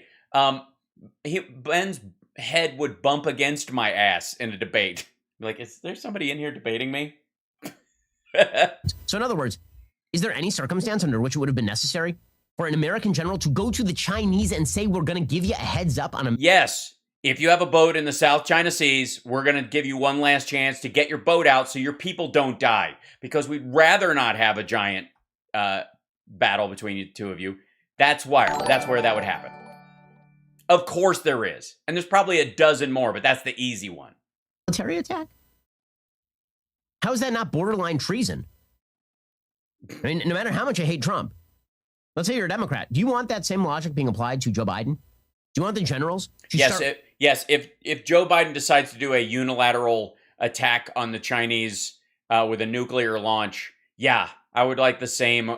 As a matter of fact, I would like better safeguards in place so that at least a a meeting of the heads of the different branches, including perhaps even the I don't know, SCOTUS involved in this. What's the legal ramifications of this particular attack? These are the facts as we know them. It's a nuclear launch. Yeah. And the next time we get into a war, a big, long, protracted war, you goddamn right I'd like a long conversation. And this has nothing to do with a defensive attack. That's the thing. Nowhere in this is Milley going, look, if you guys attack us, I'll let you know if we're going to strike back. Fuck off.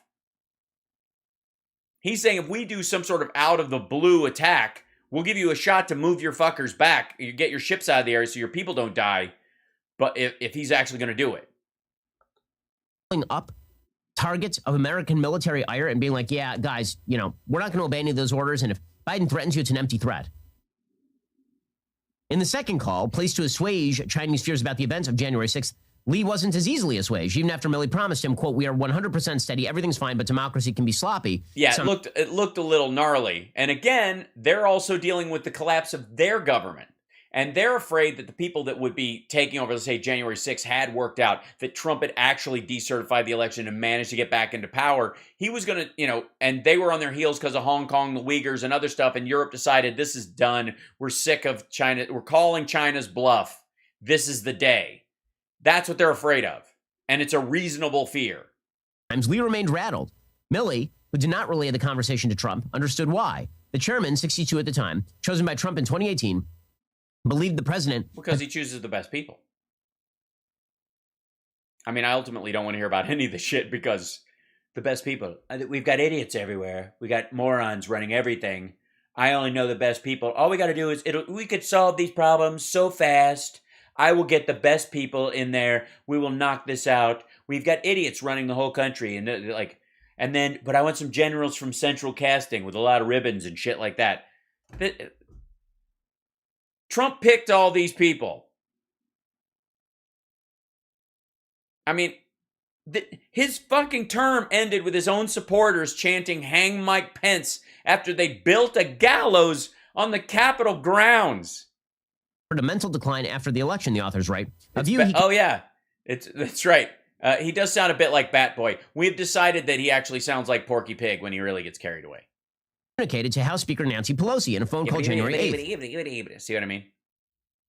He agreed with her evaluation Trump was unstable, according to a call transcript obtained by the authors. Now, again, that's not illegal, right? Milley is allowed to talk to Nancy Pelosi. What he's not allowed to do is call up the Chinese and start conveying this stuff. Yeah, he is. And by the way, it doesn't have to be true. Because the shit you say to other people doesn't have to be true. Sorry, it's military diplomacy. Do you think at any point, if there was a legit strike, the Chinese are like, they're not going to attack, and unless they call.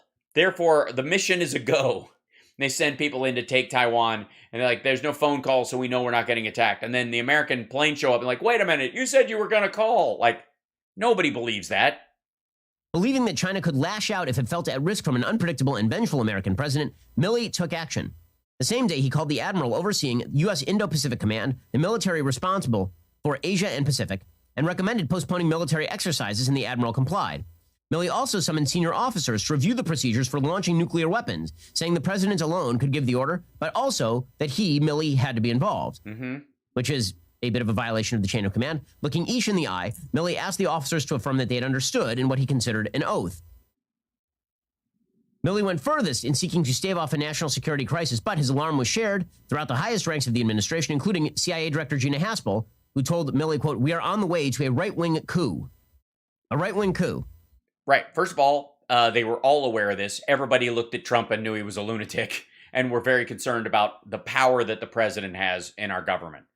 And secondly, none of this actually, this is all from Bob Woodward. So any of this that he's saying, oh my God, we should decide what this means based on what he's saying, is an affirmation from Ben Shapiro that we should take what Bob Woodward says as truth. And therefore, one of the things we should take as truth from Bob Woodward is that Trump knew how dangerous COVID was, played it down on purpose, lied about it to the American people as the deaths started to stack up, knowing that caution from his office could have slowed the spread of the disease. Yeah. Again, there was no institutional support for the January 6th rioters. And in fact, it was a bunch of Republicans who signed off on the election in the states and in the federal government as well. Okay, now. Yeah, but this was around the 6th, fucko. People died. All of this is deeply dangerous stuff. As I'm suggesting, if you have an administrative bureaucracy, unelected officials who are actually making the policy of the United States. They're appointed by the person who was elected. The decision that, and by the way, they also have to go, they have Senate hearings and everything. But you elect a person, not just based on what they're going to do, but who they say they're going to bring in to fill the positions and make decisions. Because obviously, again, it doesn't reach the president's desk until there are no good choices. That, as Obama famously said, and a lot of presidents have dealt with, that you put people in charge that can handle these things, that can deal with these issues as they come up, because you trust their judgment and you can delegate authority. So, yes, are they? Did we elect Milley? No. But people voted for Trump, and this is who Trump chose. So when you vote for Trump, that's what you get. You get a bunch of people around him in the final days of his election going, this fucker is insane.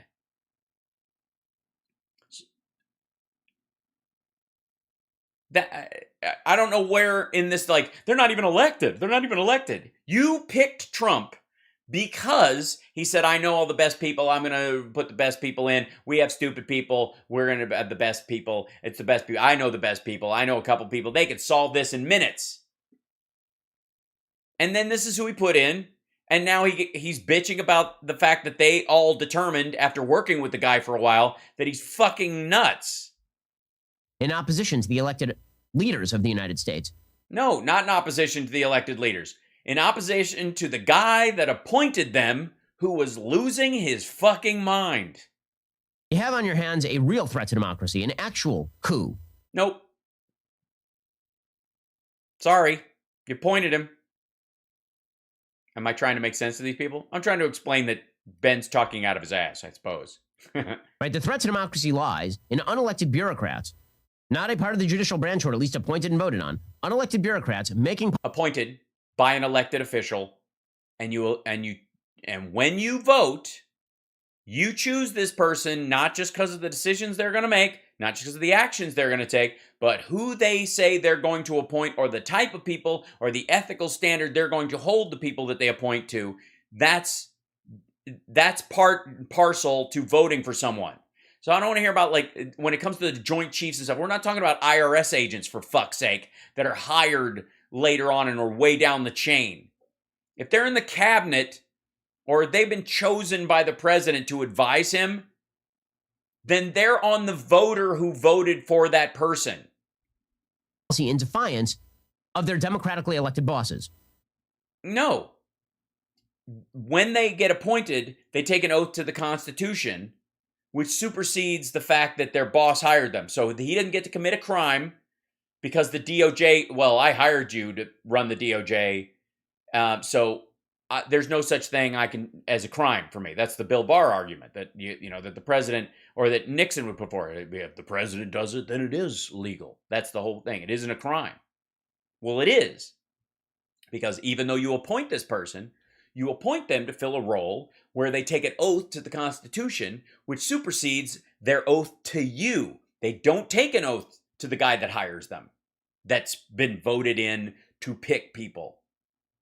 They're put in that position because the person that was elected, those voters have said, this is the guy to pick the people to put in a cabinet who will inform him about stuff, give him the truth. He can make a rational decision. He can bounce things off of people he agrees with, people he disagrees with, and he can come to a real consensus, smart decision based on all the factors.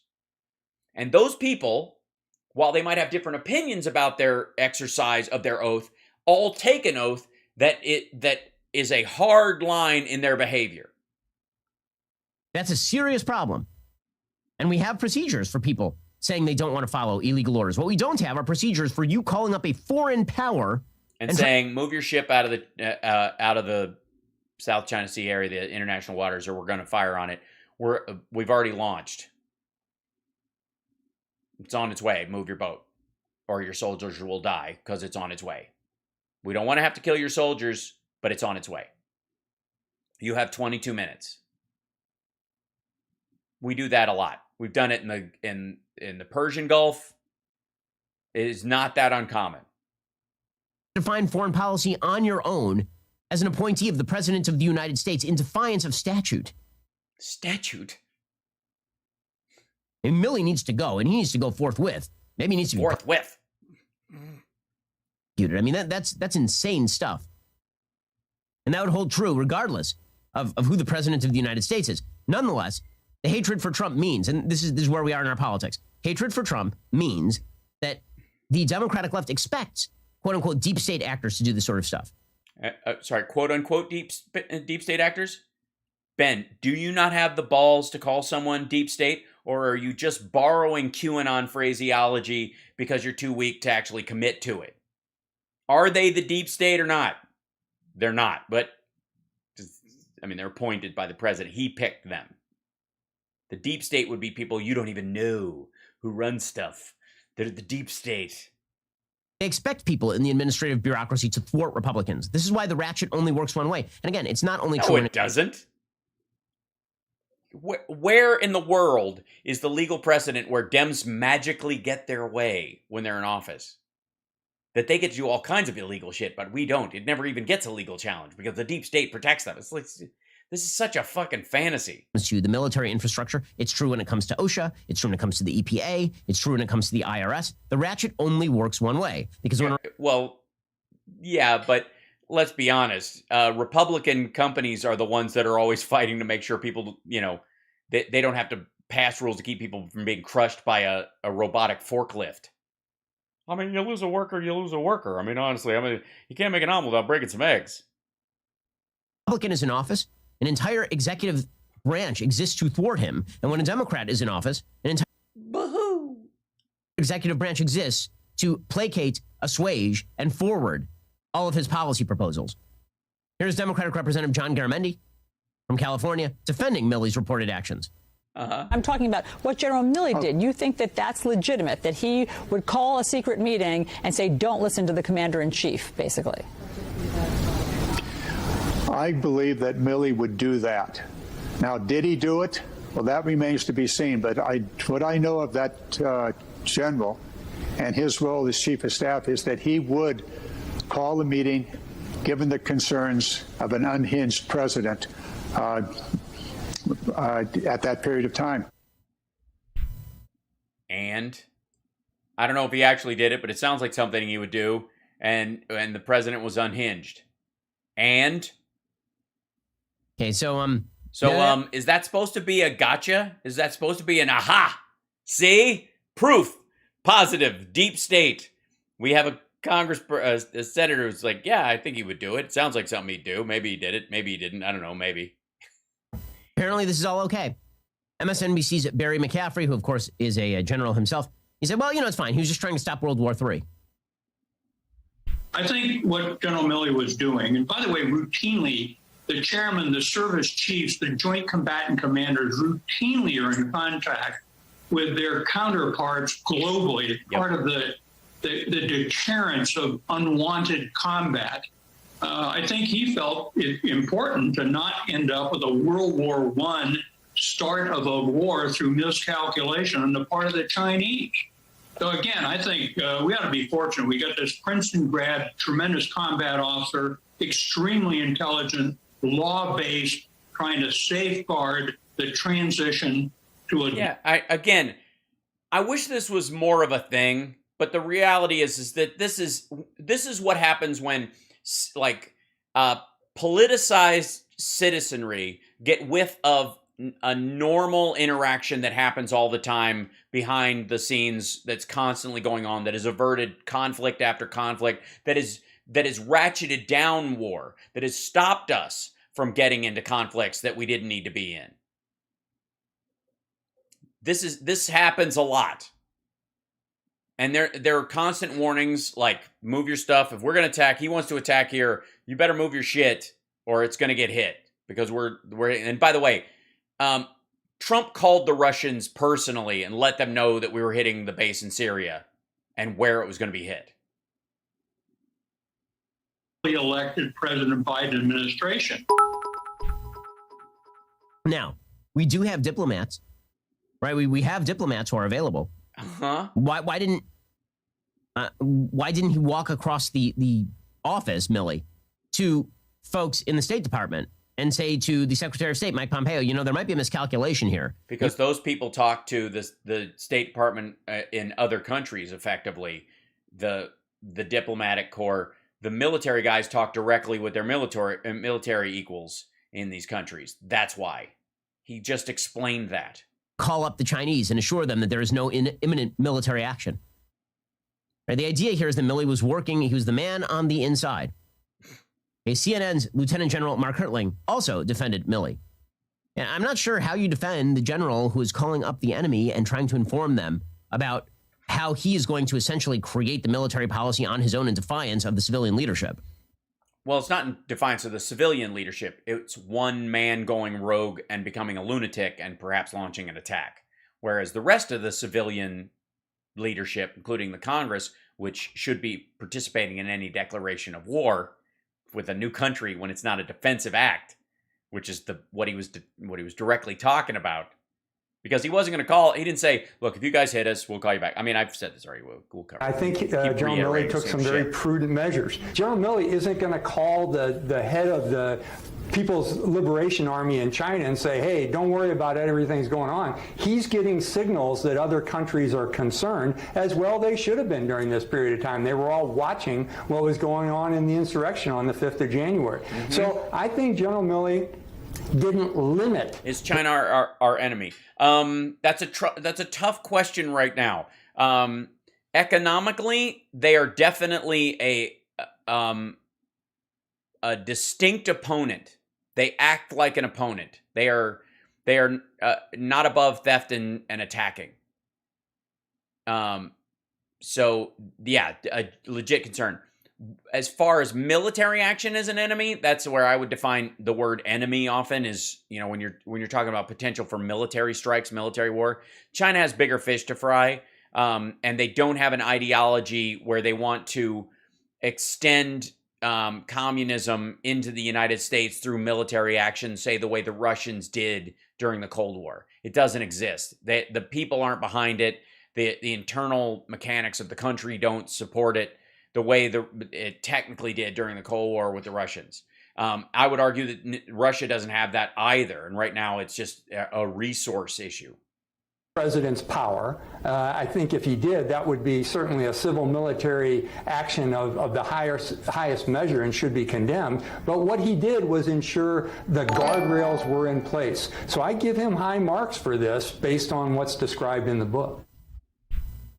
High marks. Okay, again, him going to members of the military brass and saying, okay, there's still a chain and here's how the legalities work, that's fine. I really don't have a huge problem with that. Whether it's... Well, if Bob Woodward wrote it down and you're saying that did happen and you're okay with that part, then the other part you have to take as true, which means you also have to take as true that Trump told Woodward that he knew COVID was way more dangerous, that it was way more deadly than the flu, way more contagious, and admitted he wanted to play it down so as not to panic the markets. Or not. Right? That's within his purview. I'm going to keep focusing on, he called up the Chinese government, right, after they'd unleashed, by the way, worldwide virus. He called up the Chinese government. Right, hence the... Yes, hi. And told them about what America's military plans would or would not be. This, of course, led President Trump to... No, not what our plans would be. If we were going to attack, he'd call him first. It's coming. Again, move your ships. Back here was President Trump yesterday. First of all, if it is actually true, which is hard to believe, that he would have called China and done these things and was willing to advise them of an attack or in advance of an attack, that's treason. For him to say that I would even think about attacking China, I think he's trying to just get out of his incompetent withdrawal out of Afghanistan. Okay. Oh, God. So, you tell him, Ben. course, you just played a clip from the guy who said that, told Bob Woodward that he knew COVID was worse and that it was going to kill a lot more people and that he liked to play it down because he didn't want to scare the markets and it would wreck the economy, and the number of American deaths didn't really factor into that or whatever. And you just weigh that against it. Trump is not wrong about this. And it does speak to the fact that once the bureaucracy is entrenched, it stays entrenched. How's this? Once the bureaucracy is entrenched, it stays entrenched. Trump appointed Milley. Milley is not a bureaucrat. Trump put Milley in charge of the very things he took charge of. Good God. Just the mental laziness of this shit. Isn't treason to cause an insurrection? One would think. All right, so we're almost out of time, and I feel like we have to. Let's see, what is this one? We already did this. Okay, so let's end with the angry wailings of Greg Kelly, who Milley the Swamp Hero. This is the same deal. So we'll finish on this. Greg Kelly, all the reasons not to like Mark Milley. Well, one of the reasons is he was appointed by Trump, I guess. So there you go. It's glory. There they are. 90% of them. Hold on. The swamp in all its. The swamp? It's the U.S. government, fucko. It is the elected representatives of the people. Many of them newly elected. Many of them elected over and over and over again. Glory. There they are. 90% of them, I am convinced, are there not for us, but for themselves. They're in it for the status, the fame, the potential fortunes. Project much? Not us. Including, although right now he's a swamp hero, General Milley, chairman of the Joint Chiefs of Staff. Ooh, the swamp loves this guy more than ever. Now, really, he was appointed by the guy who was going to drain the swamp, though. Isn't that weird? Normal people, of course, have contempt for this guy because, oh yeah, he recently was a key reason why we lost the war in Afghanistan. We didn't lose the war in Afghanistan. And fuck you for shitting on our troops. In a healthy culture, a guy like Milley would already be in the process of resigning. He'd be out the door. No, in the Biden administration, they love him. The president has complete confidence in his leadership, his patriotism, and his fidelity to our Constitution. I can't speak to the former president's experience with him or the former president's views of him, but this current president, who follows the Constitution, who's not fomenting an insurrection, who follows the rule of law, has complete confidence in Chairman Milley. And so obviously he'd have a very different opinion. Continuing to serve in his role.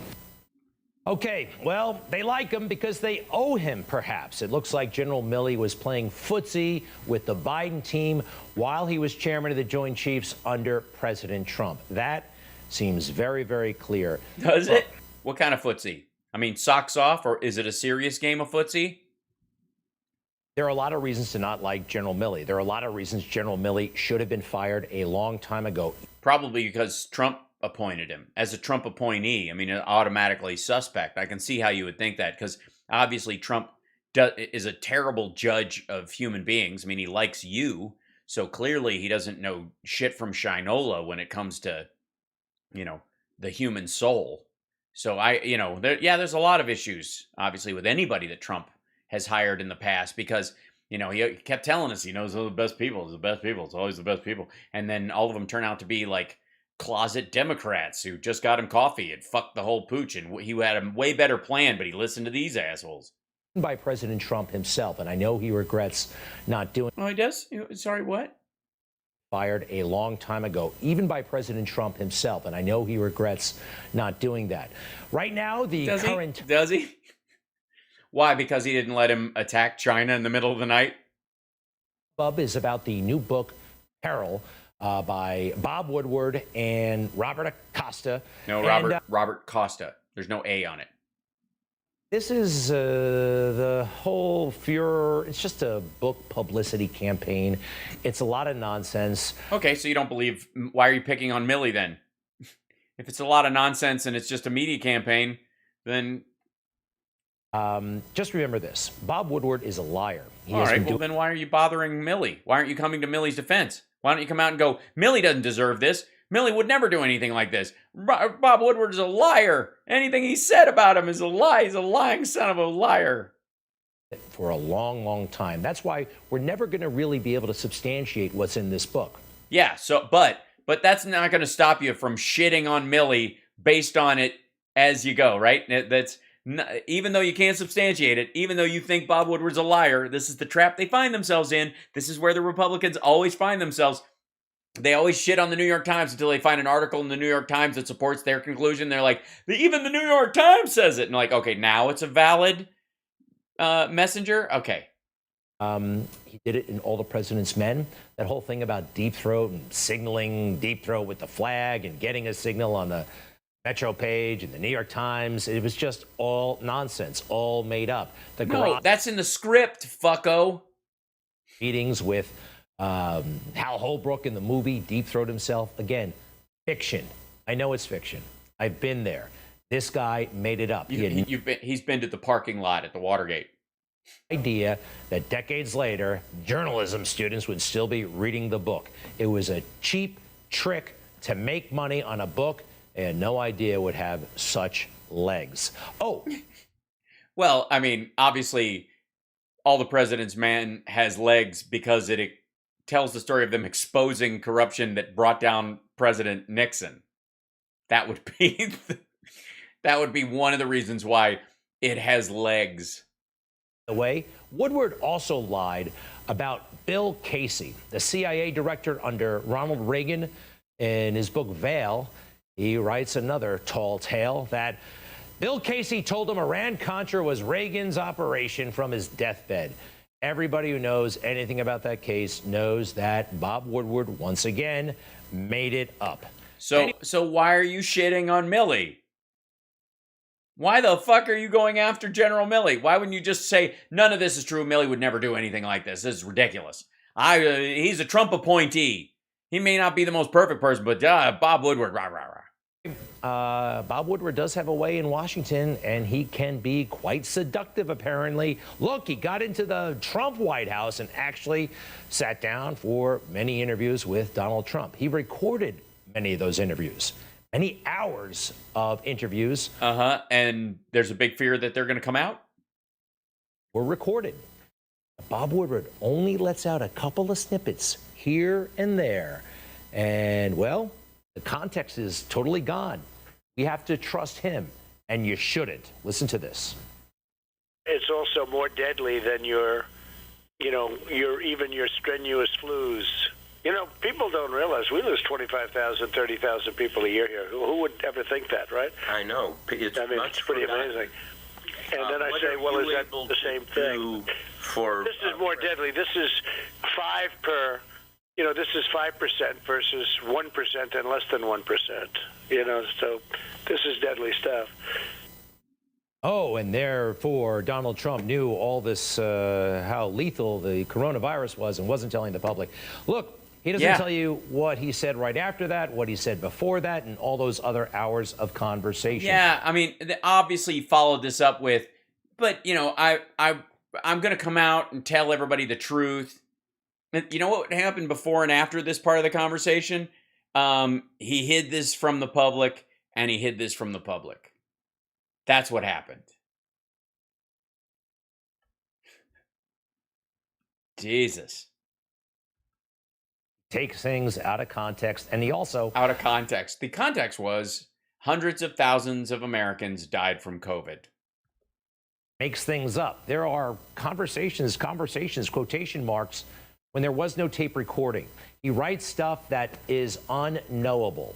All right, that takes us back. So then why are you bothering? I mean, you don't even...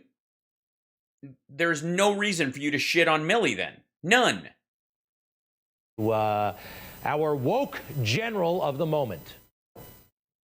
I want to understand white rage, and I'm white, and I want to understand it.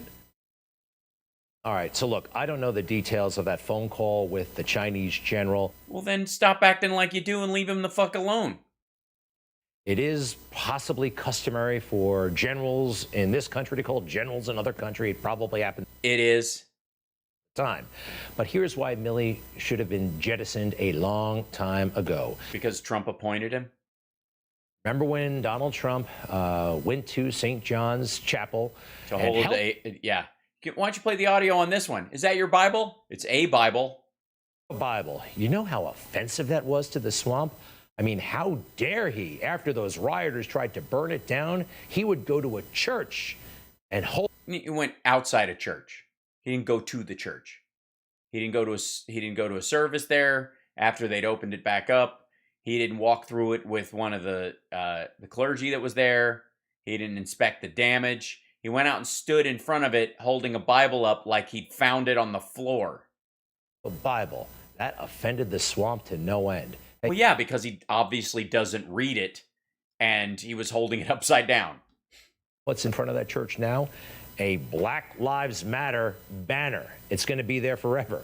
That's there right now. Does that make any sense? No, but that's the swamp for you. So how is a church putting up Black Lives Matter the swamp?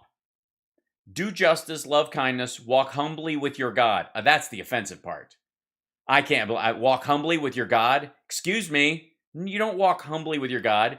You have the military with you as you walk out and stand in front of a church, and you hold the Bible up and like you found an Easter egg. That's, I mean, honestly.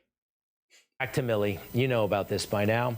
He crossed the street with President Trump. He wasn't even in the picture, but he made such a federal case out of this moment. You know why? He wanted to get in with the Bidens. He wanted to signal to the swamp and to Joe, I'm with you.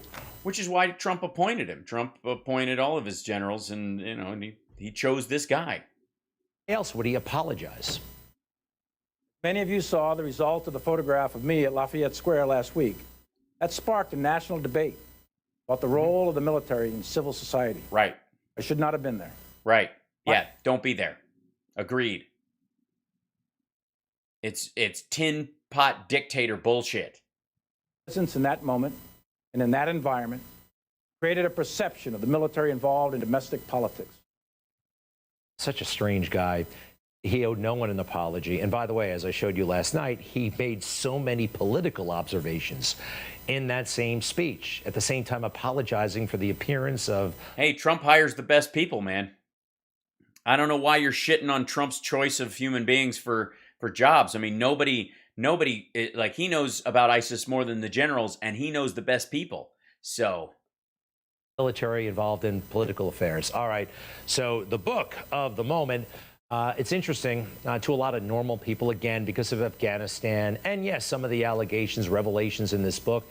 He should be on his way out, General Milley. But no, the swamp loves him. And why would, if Bob Woodward's a liar and nothing he puts in can be trusted and it's all out of context and it probably happens all the time, why are you fucking with Milley again? Honest to God, how is this the argument? I almost feel like this is a better pushback on Ben Shapiro's clip, just because that's exactly right. If you believe Bob Woodward, you got to take the good with the bad. But if you're calling him a liar, then why the fuck are you picking on Milley? critics, they're the ones who don't get it. Republicans don't like this? This is something, are you so stupid? I just got to ask, are you so stupid? Are you so ignorant of how things work that you don't know that from time to time generals talk to generals? He kind of talked. Yeah, and by the way, you can tell why Greg Kelly took this personally. Kind of funny in some sort of weird way. I don't know what's going on there, but no, we know how it works. We know that when you lose a war in such humiliating fashion. We didn't lose the war. Fuck you. When it could have been avoided, and you were... No, it couldn't have been avoided. You know how you avoid it? By staying in forever. Mental part of it, offering up your resignation is probably a good idea. But for what? The goal was to get out. We got out. Show me the magic plan Trump had that would have gotten us out without any deaths. And I will respond to you that the fact that he did not use it means the plan was never in existence before all this shit. He never intended to leave. And because he was hamstringing the SIV process, he is responsible for the 13 service people who died. Fuck you. Already forgotten about this, and they want you to forget about it. And interesting, these two characters, Joe and Mika, they're married now. But I want to talk a little bit about Mika. One of the reasons why she's there, she's swamp royalty in a way. Her father was Zbigniew Brzezinski, national security advisor to Jimmy Carter. We all remember what a disaster he was, and there they are in the Oval. Yeah, he created twice as many jobs during his one term than Trump did during his one term. Huh. It looks like. Together, these men totally... By the way, even before COVID, handled the Iranian hostage crisis under their leadership. It became far worse than it probably had to be. You may remember... What are you looking down for, Greg? What are you looking... Why are you looking down, Greg? When it comes to these kind of things, why would you...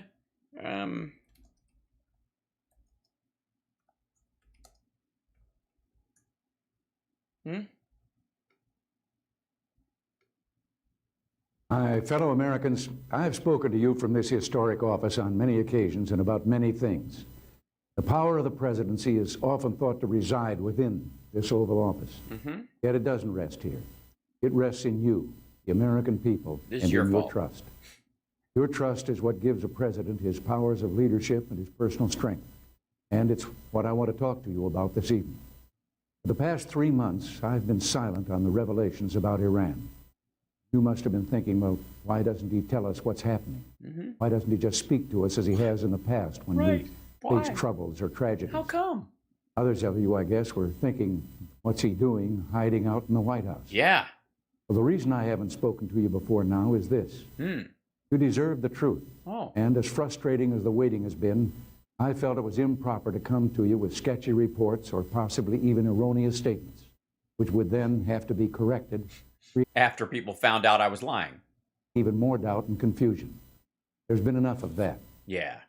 I paid a price for my silence in terms of your trust and confidence. I've had to wait, as you have, for the complete story. That's why I appointed... Have you? Have you had to wait for the complete story? I had to wait to find out what I was doing. Ambassador David Abshire as my special counselor to help get out the thousands of documents to the various investigations. And I appointed... And the thousands of documents out to the various shredders. Special Review Board, the Tower Board, which took on the chore of pulling the truth together for me and getting to the bottom of things. It has now issued its findings. I'm often accused of being an optimist, and it's true. I had to hunt pretty hard to find any good news in the board's report. As you know, it's well stocked with criticisms, which I'll discuss in a moment. But I was very relieved to read this sentence. One sentence. The board is convinced that the president does indeed want the full story to be told. Now, listening back on this, it sounds like he said the president doesn't indeed want to instead of does indeed. President does indeed want. The board is convinced that the president does indeed want the full story to be told. Does indeed want the story to be told. It's a little Freudian slip. And that will continue to be my pledge to you as the that I does indeed want it. Investigations go forward. I want to thank the members of the panel, former Senator John Tower, former Secretary of State Edmund Muskie, and former National Security Advisor Brent Scowcroft. They have done the nation, as well as me personally, a great service. As well as me personally. By submitting a report of such integrity and depth. They have my genuine and enduring gratitude. I've studied the board's report. Its findings are honest, convincing, and highly critical, and I accept them. Tonight, I want to share with you my thoughts on these findings. And here it comes. And report to you on the actions I'm taking to implement the board's recommendations. First, let me say I take full responsibility for my own actions and for those of my administration. Except, as angry as I may be about activities undertaken without my knowledge, I am still accountable for those activities. Mm-hmm. As disappointed as I may be in some who served me, mm-hmm. I am still the one who must answer to the American people for this Fuck you, Oliver North. behavior. And as personally distasteful as I find secret bank accounts and diverted funds, Mm-hmm. as the Navy would say, this happened on my watch. Let's start with the part that is the most controversial. A few months ago, I told the American people I did not trade arms for hostages. My heart and my best intentions still tell me that's true, but the facts and the evidence tell me it is not. Yeah. Your heart and your mind, your, sure. Still tell me that's true, but the hostages. My heart and my best intentions still tell me that's true, but the facts and the evidence tell me it is not. Mm-hmm. As the Tower Board reported, what began as a strategic opening to Iran deteriorated in its implementation into trading arms for hostages. Okay. So, sorry, we're in the middle of Greg Kelly bloviating about how Carter and the people around him were responsible for how shit went sideways with Iran. Disastrous rescue mission. So many of our Marines and soldiers left stranded in the desert. Horrible fire. It was just botched from beginning to end. But, whatever. You're a Democrat. You're part of the swamp. How in the fuck? No one shrugged that shit off. The idea that they did is grotesque. It's unpatriotic nonsense. We still like you, and Jabignu hung around for a long time. And Mika and Joe, Milley failing on this scale? Join the club. Don't worry about it. No problem. Here's an. According to Bob Woodward, I would appreciate if you would put according to Bob Woodward in all this. Reason why the Bidens actually like this guy, and why he is so dangerous, so strange, and he shouldn't be there. So, after January 6th, he put out a letter and had all the other chiefs of staff sign it. And it said this, and I thought it was very, very unnecessary. Let's put it up full, please. On January 20th, 2021, in accordance with the Constitution, confirmed by the states and the courts and certified by Congress, President-elect Biden will be inaugurated and will become our 46th commander-in-chief. Right. There was concern that the military might be under the control of Trump and that he might try to divert it somehow, or there would be some sort of military coup. It happens in other countries. People were worried about it. It was to avert that concern. He was offering a solution when the problem didn't warrant that. Again, he's going into politics. He keeps apologizing. Excuse me. America matters on the world stage. And letting everyone know that our military is not going to fuck our democracy into a cocked hat is helpful. Going into politics, but he's going into politics. He's not going into politics. And he was appointed by a politician. Your favorite human being, Donald John Trump. Really is something else. Now, regarding the latest allegation in the book. What are you looking down at? Fucking read. Go ahead and tell you what the Pentagon is saying about it now, all right? All calls from the chairman to his counterparts, including those reported, are staffed, coordinated, and communicated with the Department of Defense. All right, this is about the allegation, revelation that he called the top general in China. Excuse me, they're not allegations or revelations. These are lies from Bob Woodward, who cannot be trusted. Saying that we attack you, we'll give you a heads up first, or, I mean, look, we were not going to attack China. I think Milley is making this stuff up to further enhance his status in the swamp. Let me show you what his then boss said about what Milley may or may not have done. It represents a disgraceful and unprecedented act of insubordination by the nation's top military officer. Says head Trump lackey. Woodward's story of Chairman of the Joint Chiefs of Staff Milley's histrionic outbursts and unsanctioned anti-constitutional involvement in foreign policy proved true. Must resign immediately or be fired. Again, this was his boss at the time. As Secretary of Defense, I did not and would not ever authorize such conduct. Well, the concern is that Christopher Miller actually was put in so that Trump could use the military to protect the January 6th coup attempt and even foment it or add to it. All right. So, I don't think it actually happened quite like that. Well, then what the fuck are you talking about this whole time? On the phone, we weren't going to attack China.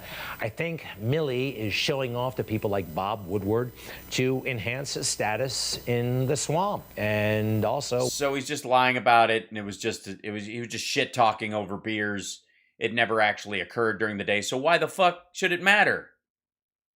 The Bidens, because Trump appointed him, and he's still in office. He's still got his position. Guy who could be jettisoned, and he doesn't want to go. Not yet. My thoughts, he should have been fired for his conduct last year.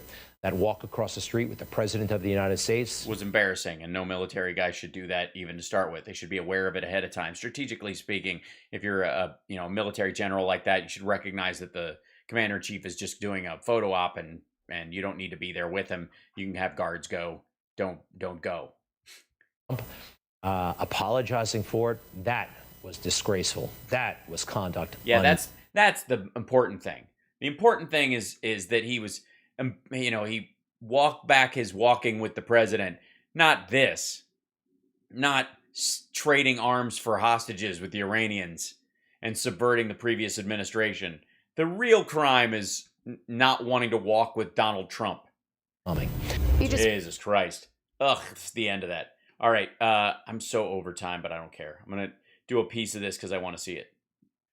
In that promo video you had done. By the way, this is a book called Stand Up to Cancel Culture. Church, Use Your Authority. Stephen Strang, not to be confused with Stephen Strange. I understand. You said this has happened before. It sure doesn't seem in recent months for anybody to remember anything this bad in the past. Jones. Tell us about it. Well, from a historical perspective, yeah, we used to burn books all the time. Tyrants and dictators have always tried to cancel the opposition. Yeah, I agree. Hold on.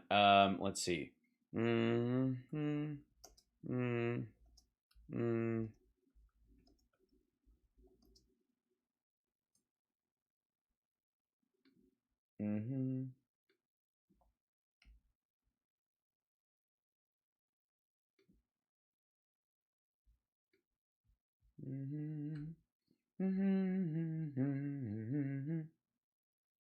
Everybody says that you're a bizarre bunch of guys, but I think you look like you're all American and typical apple pie. The boy or girl next door. Why would guys like you? I know you've been asked this before, but why would guys like you have problems with these religious groups? You look like God-fearing people. So. It's the other way around. Religious groups have problems with us. We have no problem with anybody as long as I can talk and say it clearly. We've got no problems with anybody. If religious groups want to come, fundamentalists want to come to see the shows, fine with us. The problem is them. They have no problem with us. Our fans have no problem. Everybody's happy. Why is it that they have a problem? Well, because they want to make a name for themselves and they want to get their names in newspapers.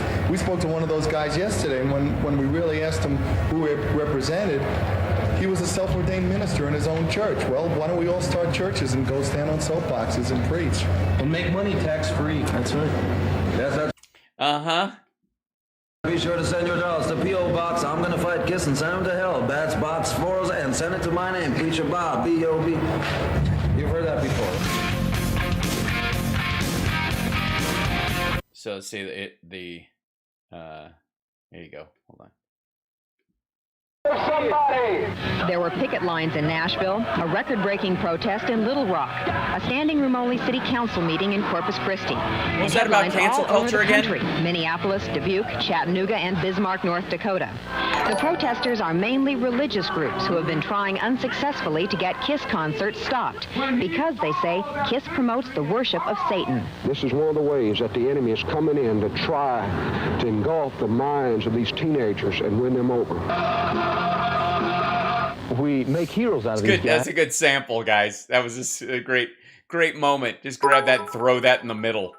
And make them look like just something great when literally they're destroying this country. their music and their lyrics is espousing Satan worship and drugs among our kids. And you're looking at a preacher in Pine Bluff, Arkansas that's against it, and we're going to stand against it. And not just me, but in Georgia, Alabama, Louisiana, California, the ministry's waking up and realizing that we need to stand against this evil.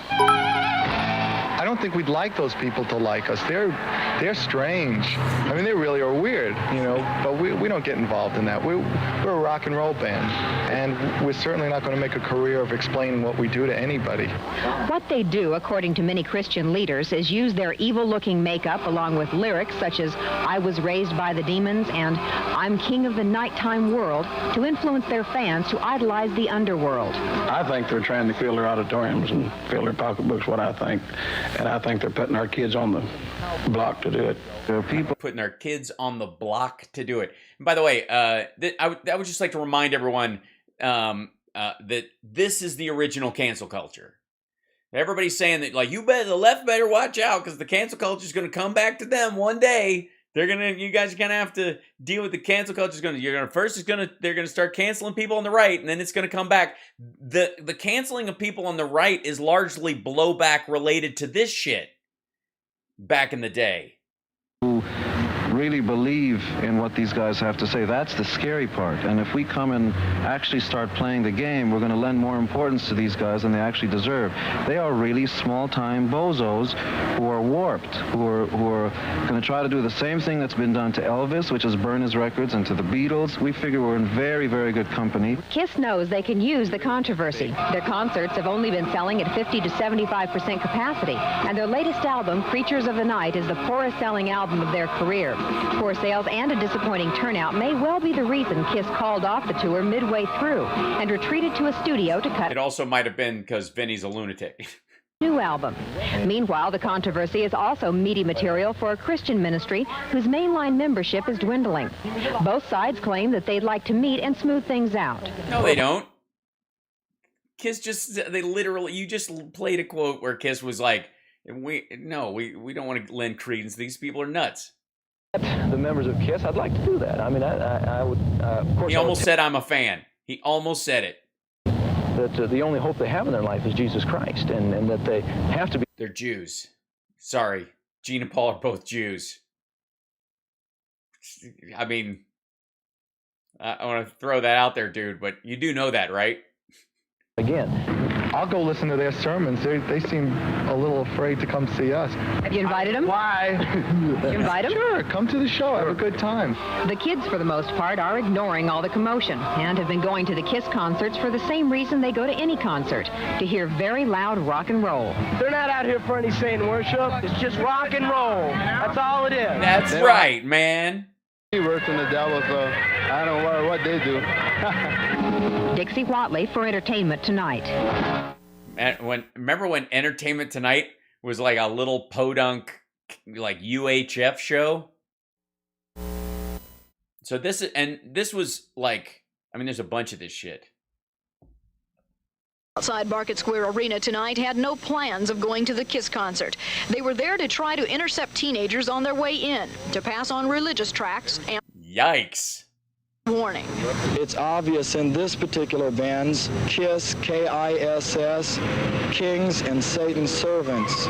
Excuse me, asshole. What was that? Band's KISS, K-I-S-S, Kings and Satan's Servants. Kings and Satan's Servants. Dude, this was your one shot. This was your one. It's Knights in Satan's Service, not Kings in Satan's Servants. I don't even know how you would get the kings in the servants. I mean, if you're going to insert a chess piece into your body, the king is not that in the. I mean, you're going to go with the bishop first, clearly. They're not ashamed of who they stand for. We don't have problems with anybody. Some preachers have problems with us. The KISS tour, which began in late December, is the first in 3 years. But in several cities so far, the band has encountered protests from parents and preachers. The group in Indianapolis was small tonight, but offered the same criticisms. The words behind the music that they're singing is satanic, and it's suggesting these kids to do things and that they wouldn't normally really want to do. Actually, There is nothing, as a lifelong Kiss fan, I can tell you, there is no lyric in any of their music that I, as a teenage boy, it wouldn't have occurred to me to do without them. Yeah, it's just put that Band way. members, however, have their own assessment of speculation about their act. I guess there's some people who like to see their names in the newspapers, so they figure the best way to do it is to stand on soapboxes and hide behind religion. I don't think they represent anybody except themselves. What does KISS represent? By the way, I'm starting to think that Paul's from New York. They say their goal this tour, as before, is simply to give the loudest and perhaps most outlandish rock and roll performance. Yep. So, just making it abundantly clear that this whole cancel culture thing was not invented by the left, in quotes. Who would stand up to them. I mean, even in our own day, in North Korea or communist China, of course, they cancel anyone. But in America, we have constitutional rights, freedom of religion, freedom of speech, freedom of the press. Freedom to rock and roll! Didn't think it would happen here. Freedom to stand on stage and face makeup and yes, those kind of freedoms, I agree. Now, throughout history, people have always opposed God. People have always blasphemed. There are people who didn't like Christians or what we do, but at least they let us worship as we wanted to. Now we're being canceled. They're trying to stamp out Christianity, and I believe that the ultimate goal how cancel culture is to stamp out Christianity itself, which is, and I believe it's moving the country left. It's moving it towards socialism and communism. Communism is always atheistic, and I see myself as a Christian journalist as if communism is atheistic, then all the religions are in equal danger from it. Communism is not specifically anti-Christic. It would seem to be one of those moments where you might want to bind together with other religions and point out those facts, but then it would mean you'd have to be tolerant. On the wall trying to warn people, because most Christians have seen all of the things that have happened in our culture in the last 50 to 75 years, and we thought, well, we can live with it. These people will leave us alone. Well, they're not. They're coming after us in a way that we never saw before. And it's not just how Christians. It's really any conservatives or people with traditional values. But I think Christians are being targeted, and it's only going to get worse. We saw what happened during COVID. Your lack of morals is going to be a problem, obviously. Chapter in Guide and Cancel Culture on COVID and how they said the church was not essential. Right now, it's a health issue. Why are they going to say it's going to be a screen grab? I'm going to be in so much trouble. That the church is not essential and try to tell people they can't have church. During a fucking pandemic, calm yourself. You can pray alone. Most of the most honest prayers happen when you're by yourself dealing with the tragedies and difficulties of life. You make money off this. That's why you're freaking out.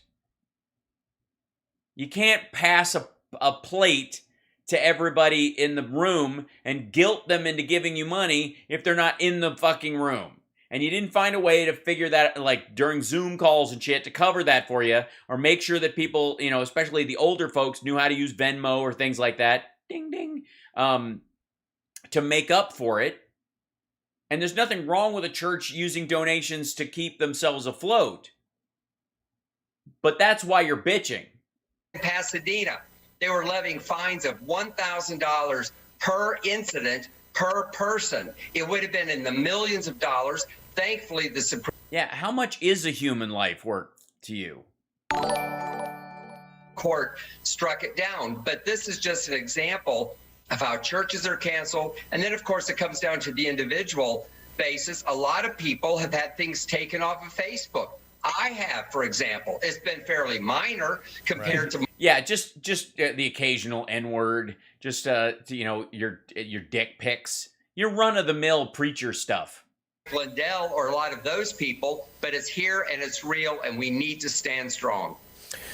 Okay, so in here, you said stand strong before it's too late. And you quote a stat here I'm going to read. 64% of Americans believe cancel culture is a threat to their freedom. Where is God in all of this? What can we take from this type of environment? First off, Well, if God exists, it exists in all things, everything. And your responsibility is to find it in all of that. Hal looks nothing like Gene Simmons. Is that a thing? It's the tongue. And for some reason, because I have long brown hair, everybody says I have Gene hair, which I don't. Thank you. His is way curlier. I have Ace hair, if anything. Thanks very much. Tell me, how do we stand up? I wouldn't mind having Gene or Paul hair, mainly Paul hair, but I've got Ace hair. Let's just be honest. Watching, they want to know, well, what do I do to stand up to cancel culture? Get mad and throw a fit? Is that what I do? Yeah, that's what Jesus would do. Just put the you got to drive the cancel culture out of the temple. Well, there's a lot of different ways. The first thing is when they come at people and object because you haven't backed Black Lives Matter or you haven't this. I mean, look at these big corporations like Coca-Cola and Delta. They got mad at them because they wouldn't back Black Lives Matter, or they wouldn't vote against that, or they wouldn't object to that voting law that was passed, and they caved. They absolutely caved. Most people, when they're attacked like this, will cave. They'll apologize. He's talking about the removal of the All-Star game, I think, from Georgia. They didn't cave. They recognized the pressure from the public. They recognized it was better for them. Ace uses herbal essence. It's good. Move to the left. They'll do something to appease the people. We can just stand strong, ignore them. We actually still have rights. We have not lost yet. But it's like what they call a tipping point. If you're sitting in a four-legged chair and you lean back, you can kind of balance for a while. But if you lean back far enough, you get to a point where you can't right that chair anymore. Yeah, that's a great analogy. I agree. We're close to being there. You can also speak up to people when they say rude things to you about, well, you shouldn't bring God into it or something like that. Be polite, be Christ-like, but say, hey, you do not have the last say. Your opinion is not the final word. It's valid to be. Well, it oftentimes is, though. Because I say stuff and then there's no response afterwards. Christian, it's valid to believe that men and women can actually get married and have children. You know, nowadays, people who say, if you believe that, you're homophobic. No. There's nothing wrong with saying men and women can get married and have children.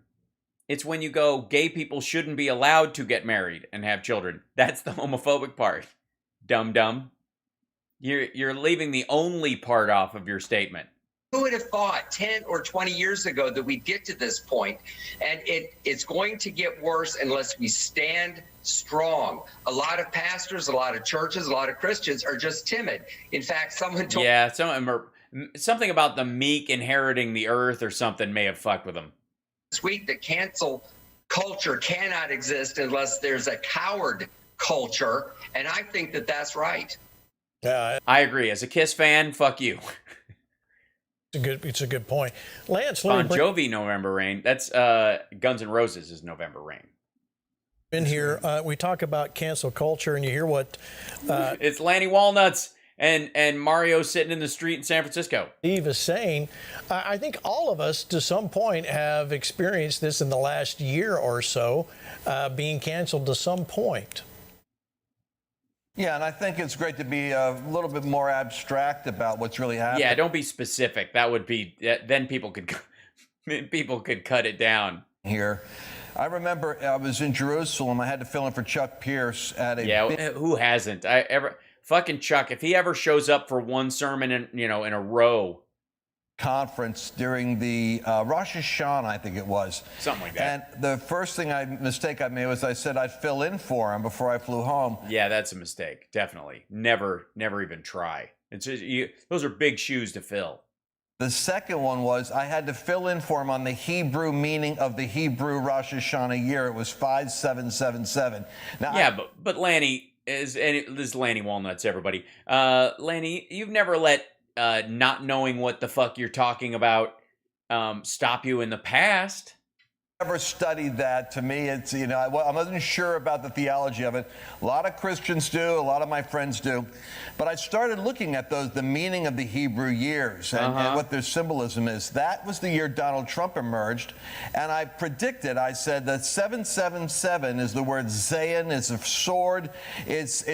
We are going to be in for the era of the clashing of swords. And it's going to be the war of words.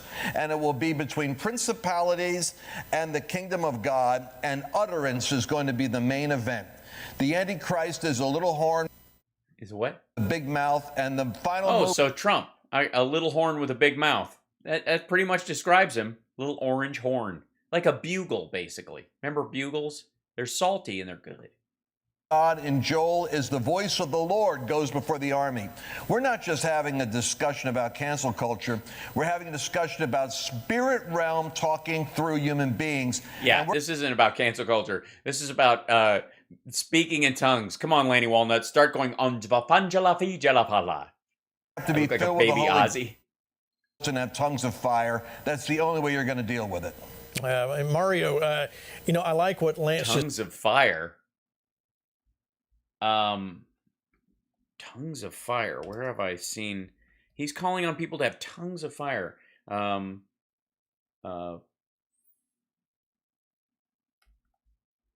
we go.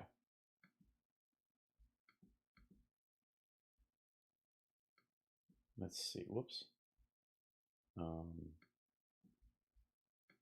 Let's see.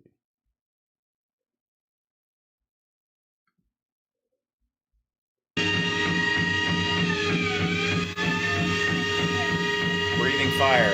Tongues of fire. Where have we heard tongues of fire before?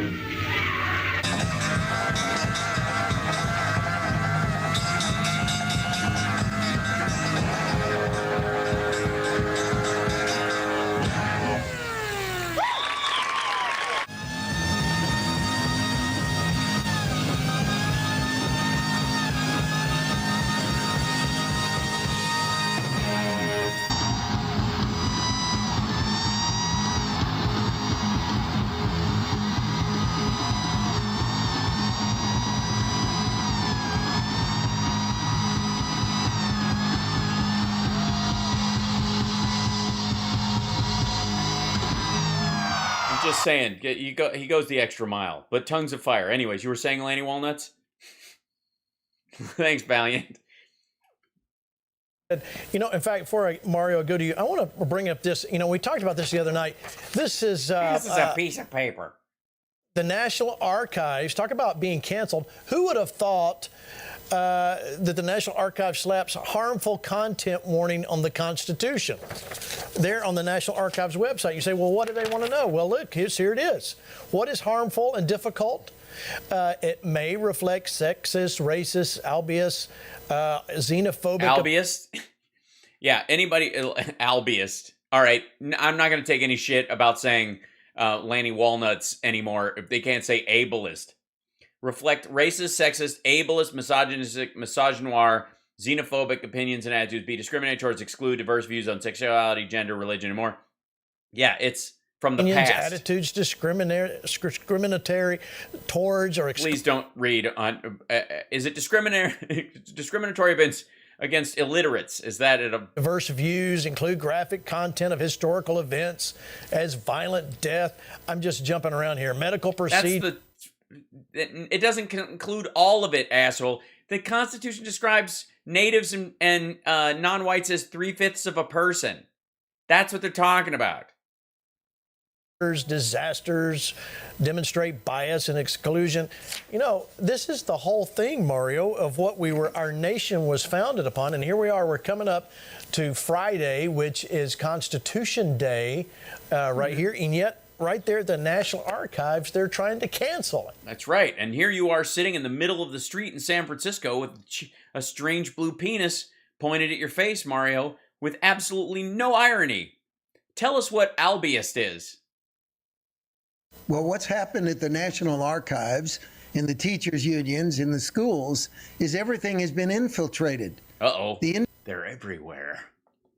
individual who probably wrote that warning to try to frame the document as being all those things, which is a total lie, is a plant. They're there for that purpose. They were put there for that purpose. Dun, dun, dun. So the answer, and this is really important, folks, is the spirit of fear. Because we have got to get rid of the spirit of fear. And the way we get rid of the spirit of fear is to make people aware of the threat. I'll tell you the fear, number one fear, is that our finances or our future or our money and security is going to be taken away if we oppose cancel culture. Huh? Everybody opposes being canceled. Ask anybody who's been on a television show. But you don't get canceled just because you oppose cancel culture. You get canceled a lot of times because you're a bigot in your personal life and you do something grotesque and then you are falsely pious about it. If any of these assholes can get canceled, quote unquote, from stuff, it's because their own followers have turned on them. These assholes are getting canceled for not being Trumpy enough. We got to remember this. They're actually asking us to renounce our faith. It's not about America, the flag, taking a knee, the NFL, Coca-Cola. It's about renouncing our faith. How? And once you frame it that way, they really want you to be afraid. You know, they're trying to manipulate you with fear. And the reason they're trying to manipulate you with fear is that they're trying to destroy Jesus. get a glorious sense of purpose. Thanks, Christina. I will not agree with you. I will not agree that this document is about all of those things you said. That's fine. It's only for people who are triggered by it. It's basically trigger warnings. If you don't need a trigger warning, don't worry about trigger warnings. I will not agree to letting my job be taken away without a fight. Well, it's an audience. You get canceled. Nobody gets canceled from anything they don't have an audience for. For instance, the spirit nobody is getting canceled from Burger King. Back is going to be dominated by faith. Now, we talk about being word of faith. Well, word of faith is taking on a new form in this hour. It used to be we're going to believe God to pay our bills, to get us a car and a job and heal our body. Is that what we used to believe? I thought we were just that there was some sort of divine path for our life and that shit was our responsibility. Since when? What am I? Huh? When am I like, Lord, give me a car and a job? I'll be over in the corner masturbating. Let me know when the keys are in the driveway. Fuck the hell? What? The word of faith, folks, is taking on a new form because here's what it's saying now. Okay. Devil, you will not control my future and my life. I will not let you get me fired, canceled, or in any way sidelined from the purpose of God. I believe that if you look at Paul the Apostle. Well, and that would be the temptation to do shit that would get you canceled, right? If you're talking to the devil, he's the one who's going to like, you know, I could do blow off this stripper's navel within earshot of my my ex-wife's new boyfriend who has a camera phone on him, and that might negatively affect my ability to run a church. But get thee behind me, Satan, and you sniff the coke. I'm sorry. See a man who was determined whether he was in jail or whether he was out, whether he was rejected or accepted, kept moving forward. He said, I am bound, but the word of God is not bound. I think that the work that God does in us tonight is more important than anything else we could possibly say. Can God make us so tenacious, so optimistic and full of hope and faith and determined that we can scare the shit out of our viewers into giving us money? Like the heart of a lion to say we will not be canceled. Then these people that are plants and are individuals that have been put there by the devil will suddenly... I didn't realize the devil was actually putting people there. I thought he was kind of inspiring the worst internally in people, but now he's actually shuffling around and inserting people into the matrix. They lose their authority. And I really believe this with all my heart. It's what I'm living right now. It's the miracle we're watching in New York, in the western state of New York right now. Of a miracle of God overruling cancel culture. Yeah, that's true. I don't know what's happening in the middle of New York. I don't know he's referencing. But it takes more forms. And Steve, I'm going to come back to you. But first, since you're trying to sell a book about cancel culture. This was Larry Elder, as we know, Newsom, the race there. The race there? Larry Elder is running to defeat Governor Newsom in the California recall election, become the first black governor. He was attacked by a masked agitator, same hatred, different era. Lanny Walnuts put that out. Was attacked by a masked agitator wearing I guess a monkey mask or something really weird. I'm a gorilla, you fucking clown. If anybody's watched Silver Streak. And I would like, by the way, to know who this woman is. By the way, I do not support what she did, nor do I know anybody who does. Just gross. Seriously. Especially nobody who watches this show. Don't throw shit. Don't strike people. Don't do any of that stuff. And certainly that's just gross. But how much you want to bet that this would be this could absolutely be something somebody concocted? It was Trading Places. Thank you so much. I don't know why I got stuck on Silver Streak. Same hatred, different era. I mean, this is stuff that we've lived through once before. Fox News posts L.A. County Sheriff Larry Elder, victim of hate crime caused by woke privilege. And you see the same person there coming after the sheriff. Steve. So what? Arrest her. How is it woke? How does that qualify as woke? It's violence. That doesn't qualify. The book is very well timed. Cancel culture. Yeah, to make money. It's what we're dealing with. What is the one reason I should go out and buy this book? Because if you don't know how to read, there are words in it. You could learn how to put them together. Foreword by Mike Lindell. Holy shit. Well, that's a good question. It's because, like the sons of Issachar, we've got to be able to discern the times. And you're not going to discern the times watching the media, that's for sure. And you're not going to hear about it in a lot of your churches. I try to... Yeah, fucking churches, am I right? Story, not just from one point of view. This is more than being canceled on Facebook because of a tweet or something. Sure. This is a culmination of all the stuff that we also call wokeness. I could have called the book God and Wokeness.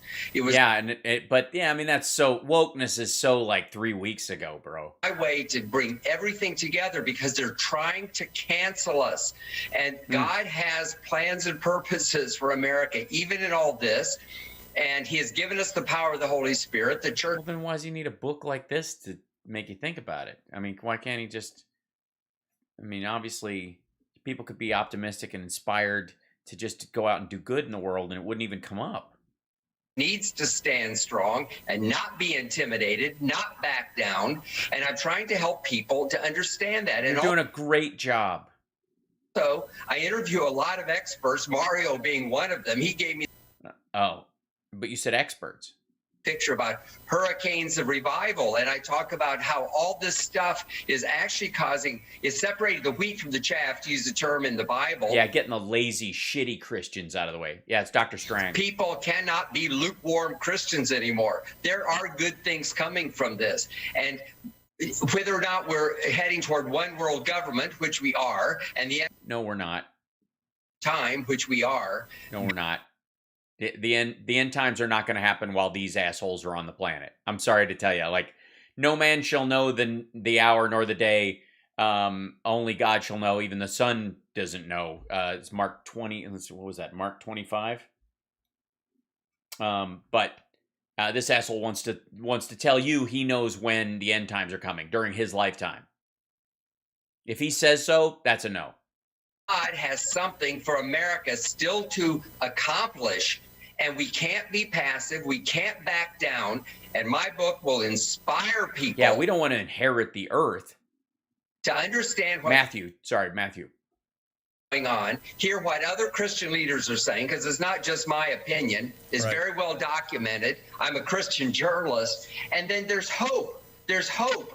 Because all things... Yeah, there's a fold out. There's a centerfold in the book. There's definitely work hope. Together for good. That is God's word, and it's true. In Hitler's Germany, it was true.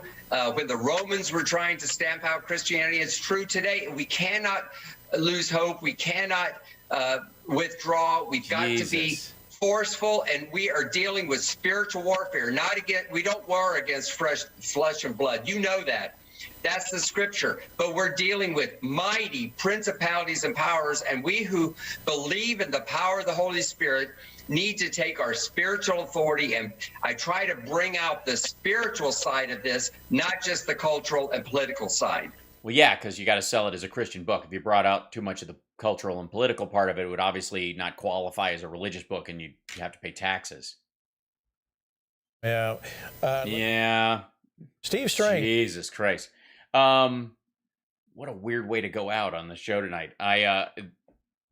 These folks, we've had a lot of broadcasts today. I did a morning show, and then I did Stuttering John show, and then I did this show. It's been a long one.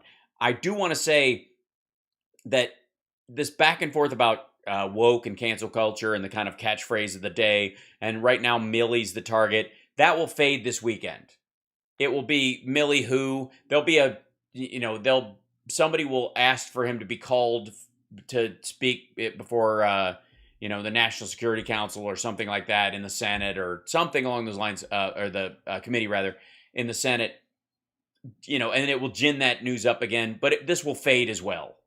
This will right now, the right wing is just flipping out, trying to find something to sink their teeth into, and none of it is working. Let's go out on this one. This is a good opportunity. Hold on. I want to share the Grant Stankfield flips out. Stuttering John brought this up on his show.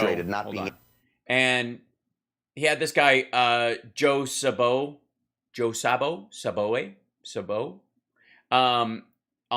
the founder of Team America. America, fuck yeah. Coming to save the motherfucking world, yeah, America. Yeah, literally founder Team America. He's taller than I'd imagined. I could yeah. Yeah, this didn't happen under President Trump, and I know there's a lot of people on the left that want to try to blame President Trump. He wanted out of Afghanistan real bad. He was real bad, so bad that he never did it. He wanted so bad. Oh, he wanted out so bad. And if he only had a perfect plan, he had a perfect plan, and it would have totally fucking worked. But he couldn't, because he wanted to so bad. Not being able to get out, but he didn't. He just wasn't able to. He had the best plan. He knew ISIS better than the generals. He knew everything better. But he had the best words, the best people, but he just couldn't do it. You know what I mean? Things were different last year and the year before. Out. Because he knew this would happen. In fact, we all did. I called it on this program. My 12-year-old son knew about it, and so... Your 12-year-old son knew that the minute we decided to leave, Afghanistan would fall to shit, and therefore, we're never getting out. I've got Americans there that are stuck. To me, that's a hostage situation. But I've got Americans there that are stuck. Yeah, anytime somebody gets a flat tire on the side of the road, that's a hostage situation. Clearly. Have you ever, when flights are canceled and people are sleeping in airports, that's a hostage situation. Isn't Delta holding them hostage on Christmas, no less? We should be working to get them out. I really do, and I wish you all luck in the world. With due respect, thank you with due respect, Grant, veterans, being one, right, and our friends are over there. Right. We followed this closely for multiple administrations, and we know the Trump's administration's efforts here were fairly weak. That they were trying to limit the number of people that would get out, and so there was coordination problems. Joe, I'm gonna cut you. I'm already weak. I'm already low on time, Joe. Cut him off, please. Cut him off now. He can't say stuff. This is Newsmax. We're supposed to be able to stop. Cancel his mic right now. Cancel his camera. Cancel culture that guy. Cancel him. Cancel culture is bad, except when he's talking. Fuck that. Stop.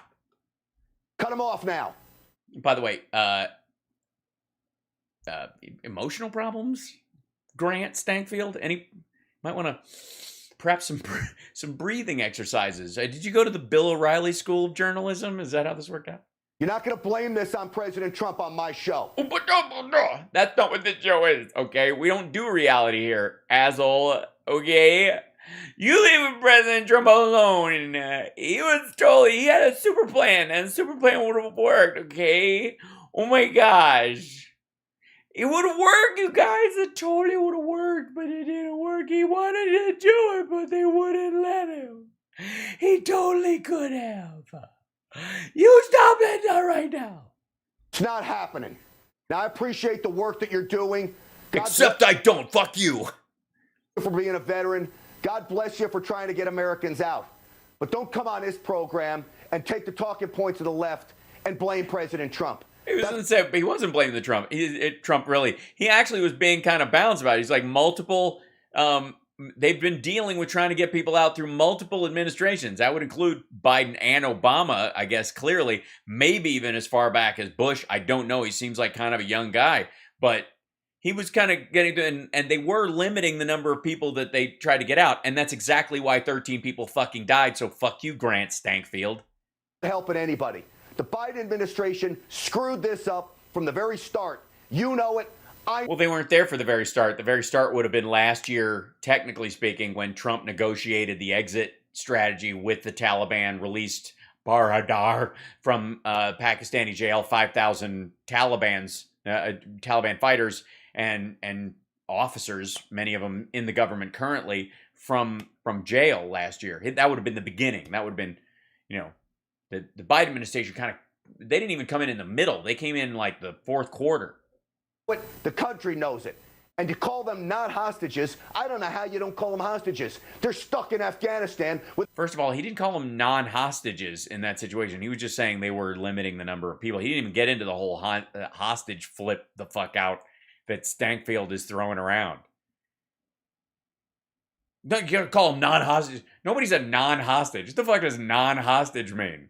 Anybody who is currently not in a hostage situation is a non-hostage. I am currently there are hostages and non-hostages. All humans on the planet are defined by their hostage status currently. Overrun with terrorists that are willing to kill them all. Well, obviously they're not willing to kill them all, or they would have by now, fucko. Yeah, I'm currently a non-murderer, exactly. I'm mad about that, man. I really am.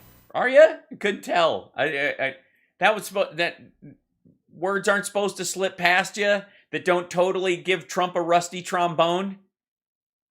Grant Stankfield, rusty trombone. All right. We're going to slow it down. Yeah, bring it down a little bit. I think y'all know this little love song. Hand me my acoustic. Trump never did anything wrong. It's all Biden's fault, yeah. Even back in 2017 when Trump said we had to stay, he knew it wouldn't work out anyway. Slow it down now. Because we've got a real hero coming up. That man's a real hero too. He served. Oh, shit. He served, but not like a real hero. Like he's like sort of a real hero, but not like a real hero. Not really. Whoa. Stop. Kills Mike. Stop it. Stop. Right then. End it. Forget it. Absolutely. No, you do not come on this show and say unapproved statements that relate to our fearless leader. Good God. Didn't the cut off serve? Right. Yes, he did. The guy he cut off served. Yes. He decides who is and who isn't a hero. We're not a real hero, not like a second-tier hero. There's like 3 or 4 levels. Pranksters, dupe, Newsmax. I'll see if I can find that. Hold on one second.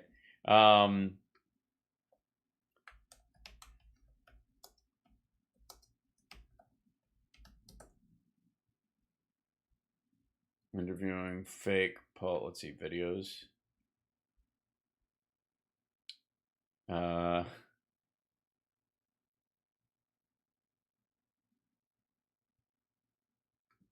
See if this comes up.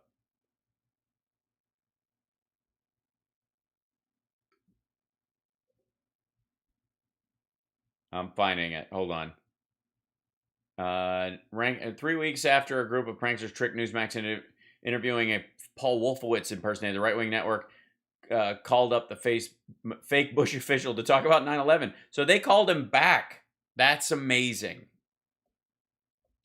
Hold on. Introducing the new resistor. Introducing shoes and wheels and wheels and shoes. Wheels and walls, wallsy wheels will never change. Oh, look at that. Look at nice, hippie's back. Skip ad. Okay, here we go.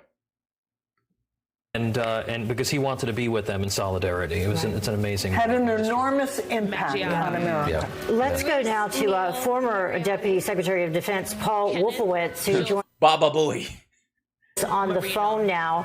Thank you very much for joining us. Your thoughts as you listen to the 43rd president speak today, 20 years later.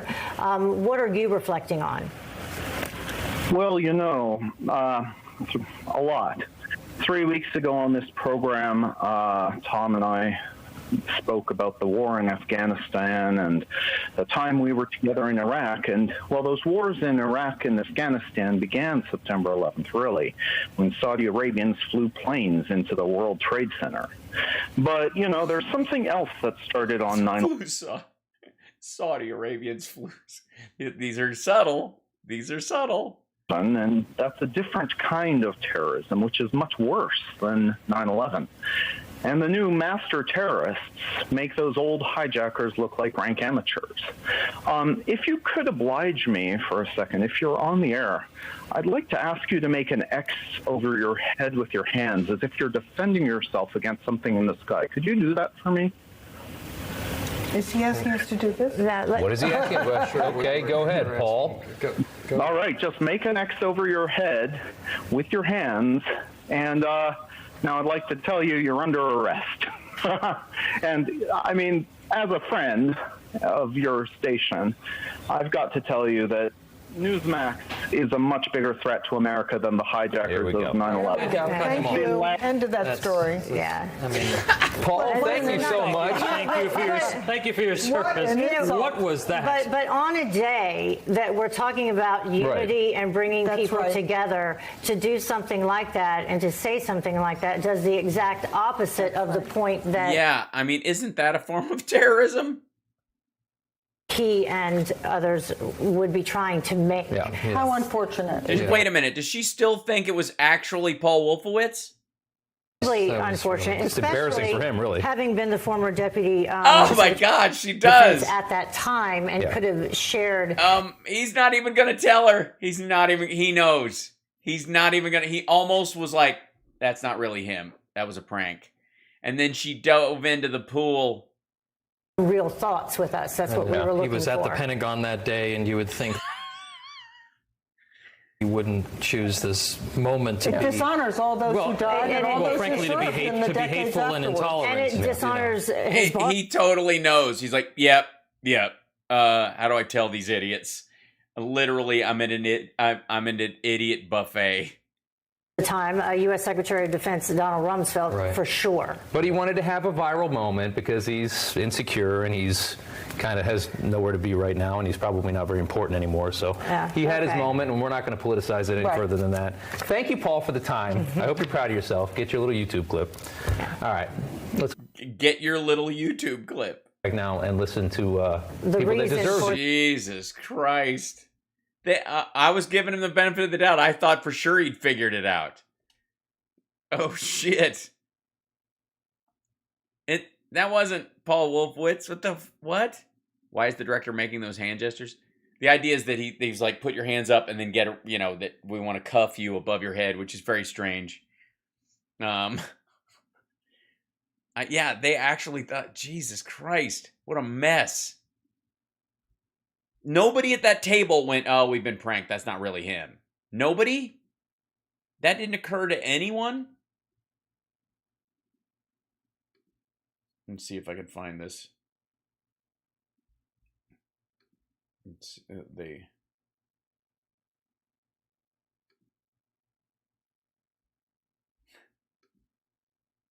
Yeah, no. Newsmax trick by a fake vote. Yeah, 4 days ago.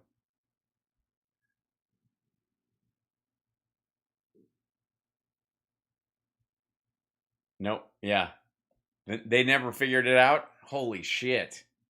That was the second time. Right. They called him. That's the weird part about that one. They called him back. Oh, God.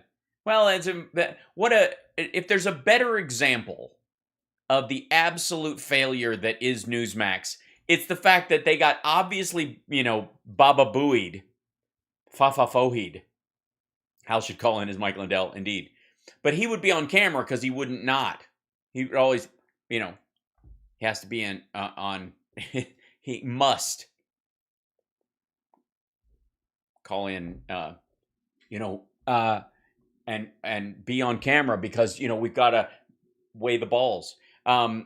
If nothing exemplifies the failure of Newsmax better than the fact that they got Fafa Fohid, they got Baba Booid, and all of them thought it was still real after that. Because Paul Wolfowitz would have been, viewed by many people as participating in this, in the crimes leading up to the Afghan war and the Iraq war and the lies about weapons of mass destruction, all that shit.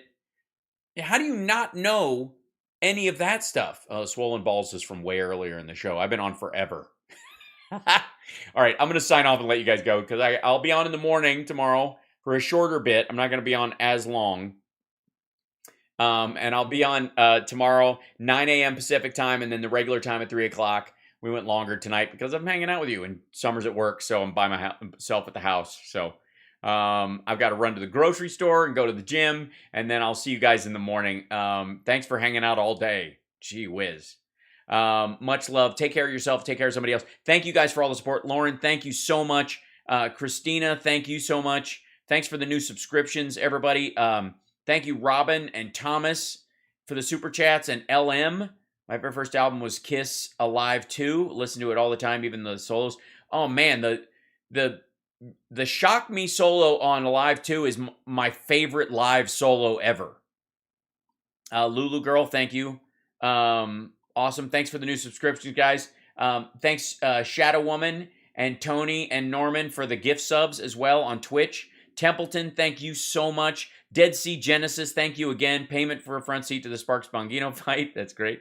I mentioned that before, but I want to mention it again. Diana Turner, thank you again. And Sean, thanks for resubscribing as Tier 1 on Twitch for 14 months. That's awesome. You might be one of our very first and longest subscribers on Twitch. And thank you, Richard Fleer. I don't want to miss anybody. Deanne, thank you so much. Appreciate it. 5 swollen eggs from Virtue Ethics Keep Reading. And thanks everybody for subscribing. Don't forget to like and subscribe. Give the thumbs up. Pass around the show. I'm tired. I'm going to go work out and then try to get some real sleep. Strange Ways is an amazing solo, although it cuts off very shortly, very abruptly at the end. That last note just goes. It's amazing. It just chirps out of existence. I mean, it's a style choice, but I felt like a ringing note would have been cool. We'll talk about that at another time. All right, I'm letting you guys go. Take care of yourself and take care of somebody else. I'll see you in the morning. Bye.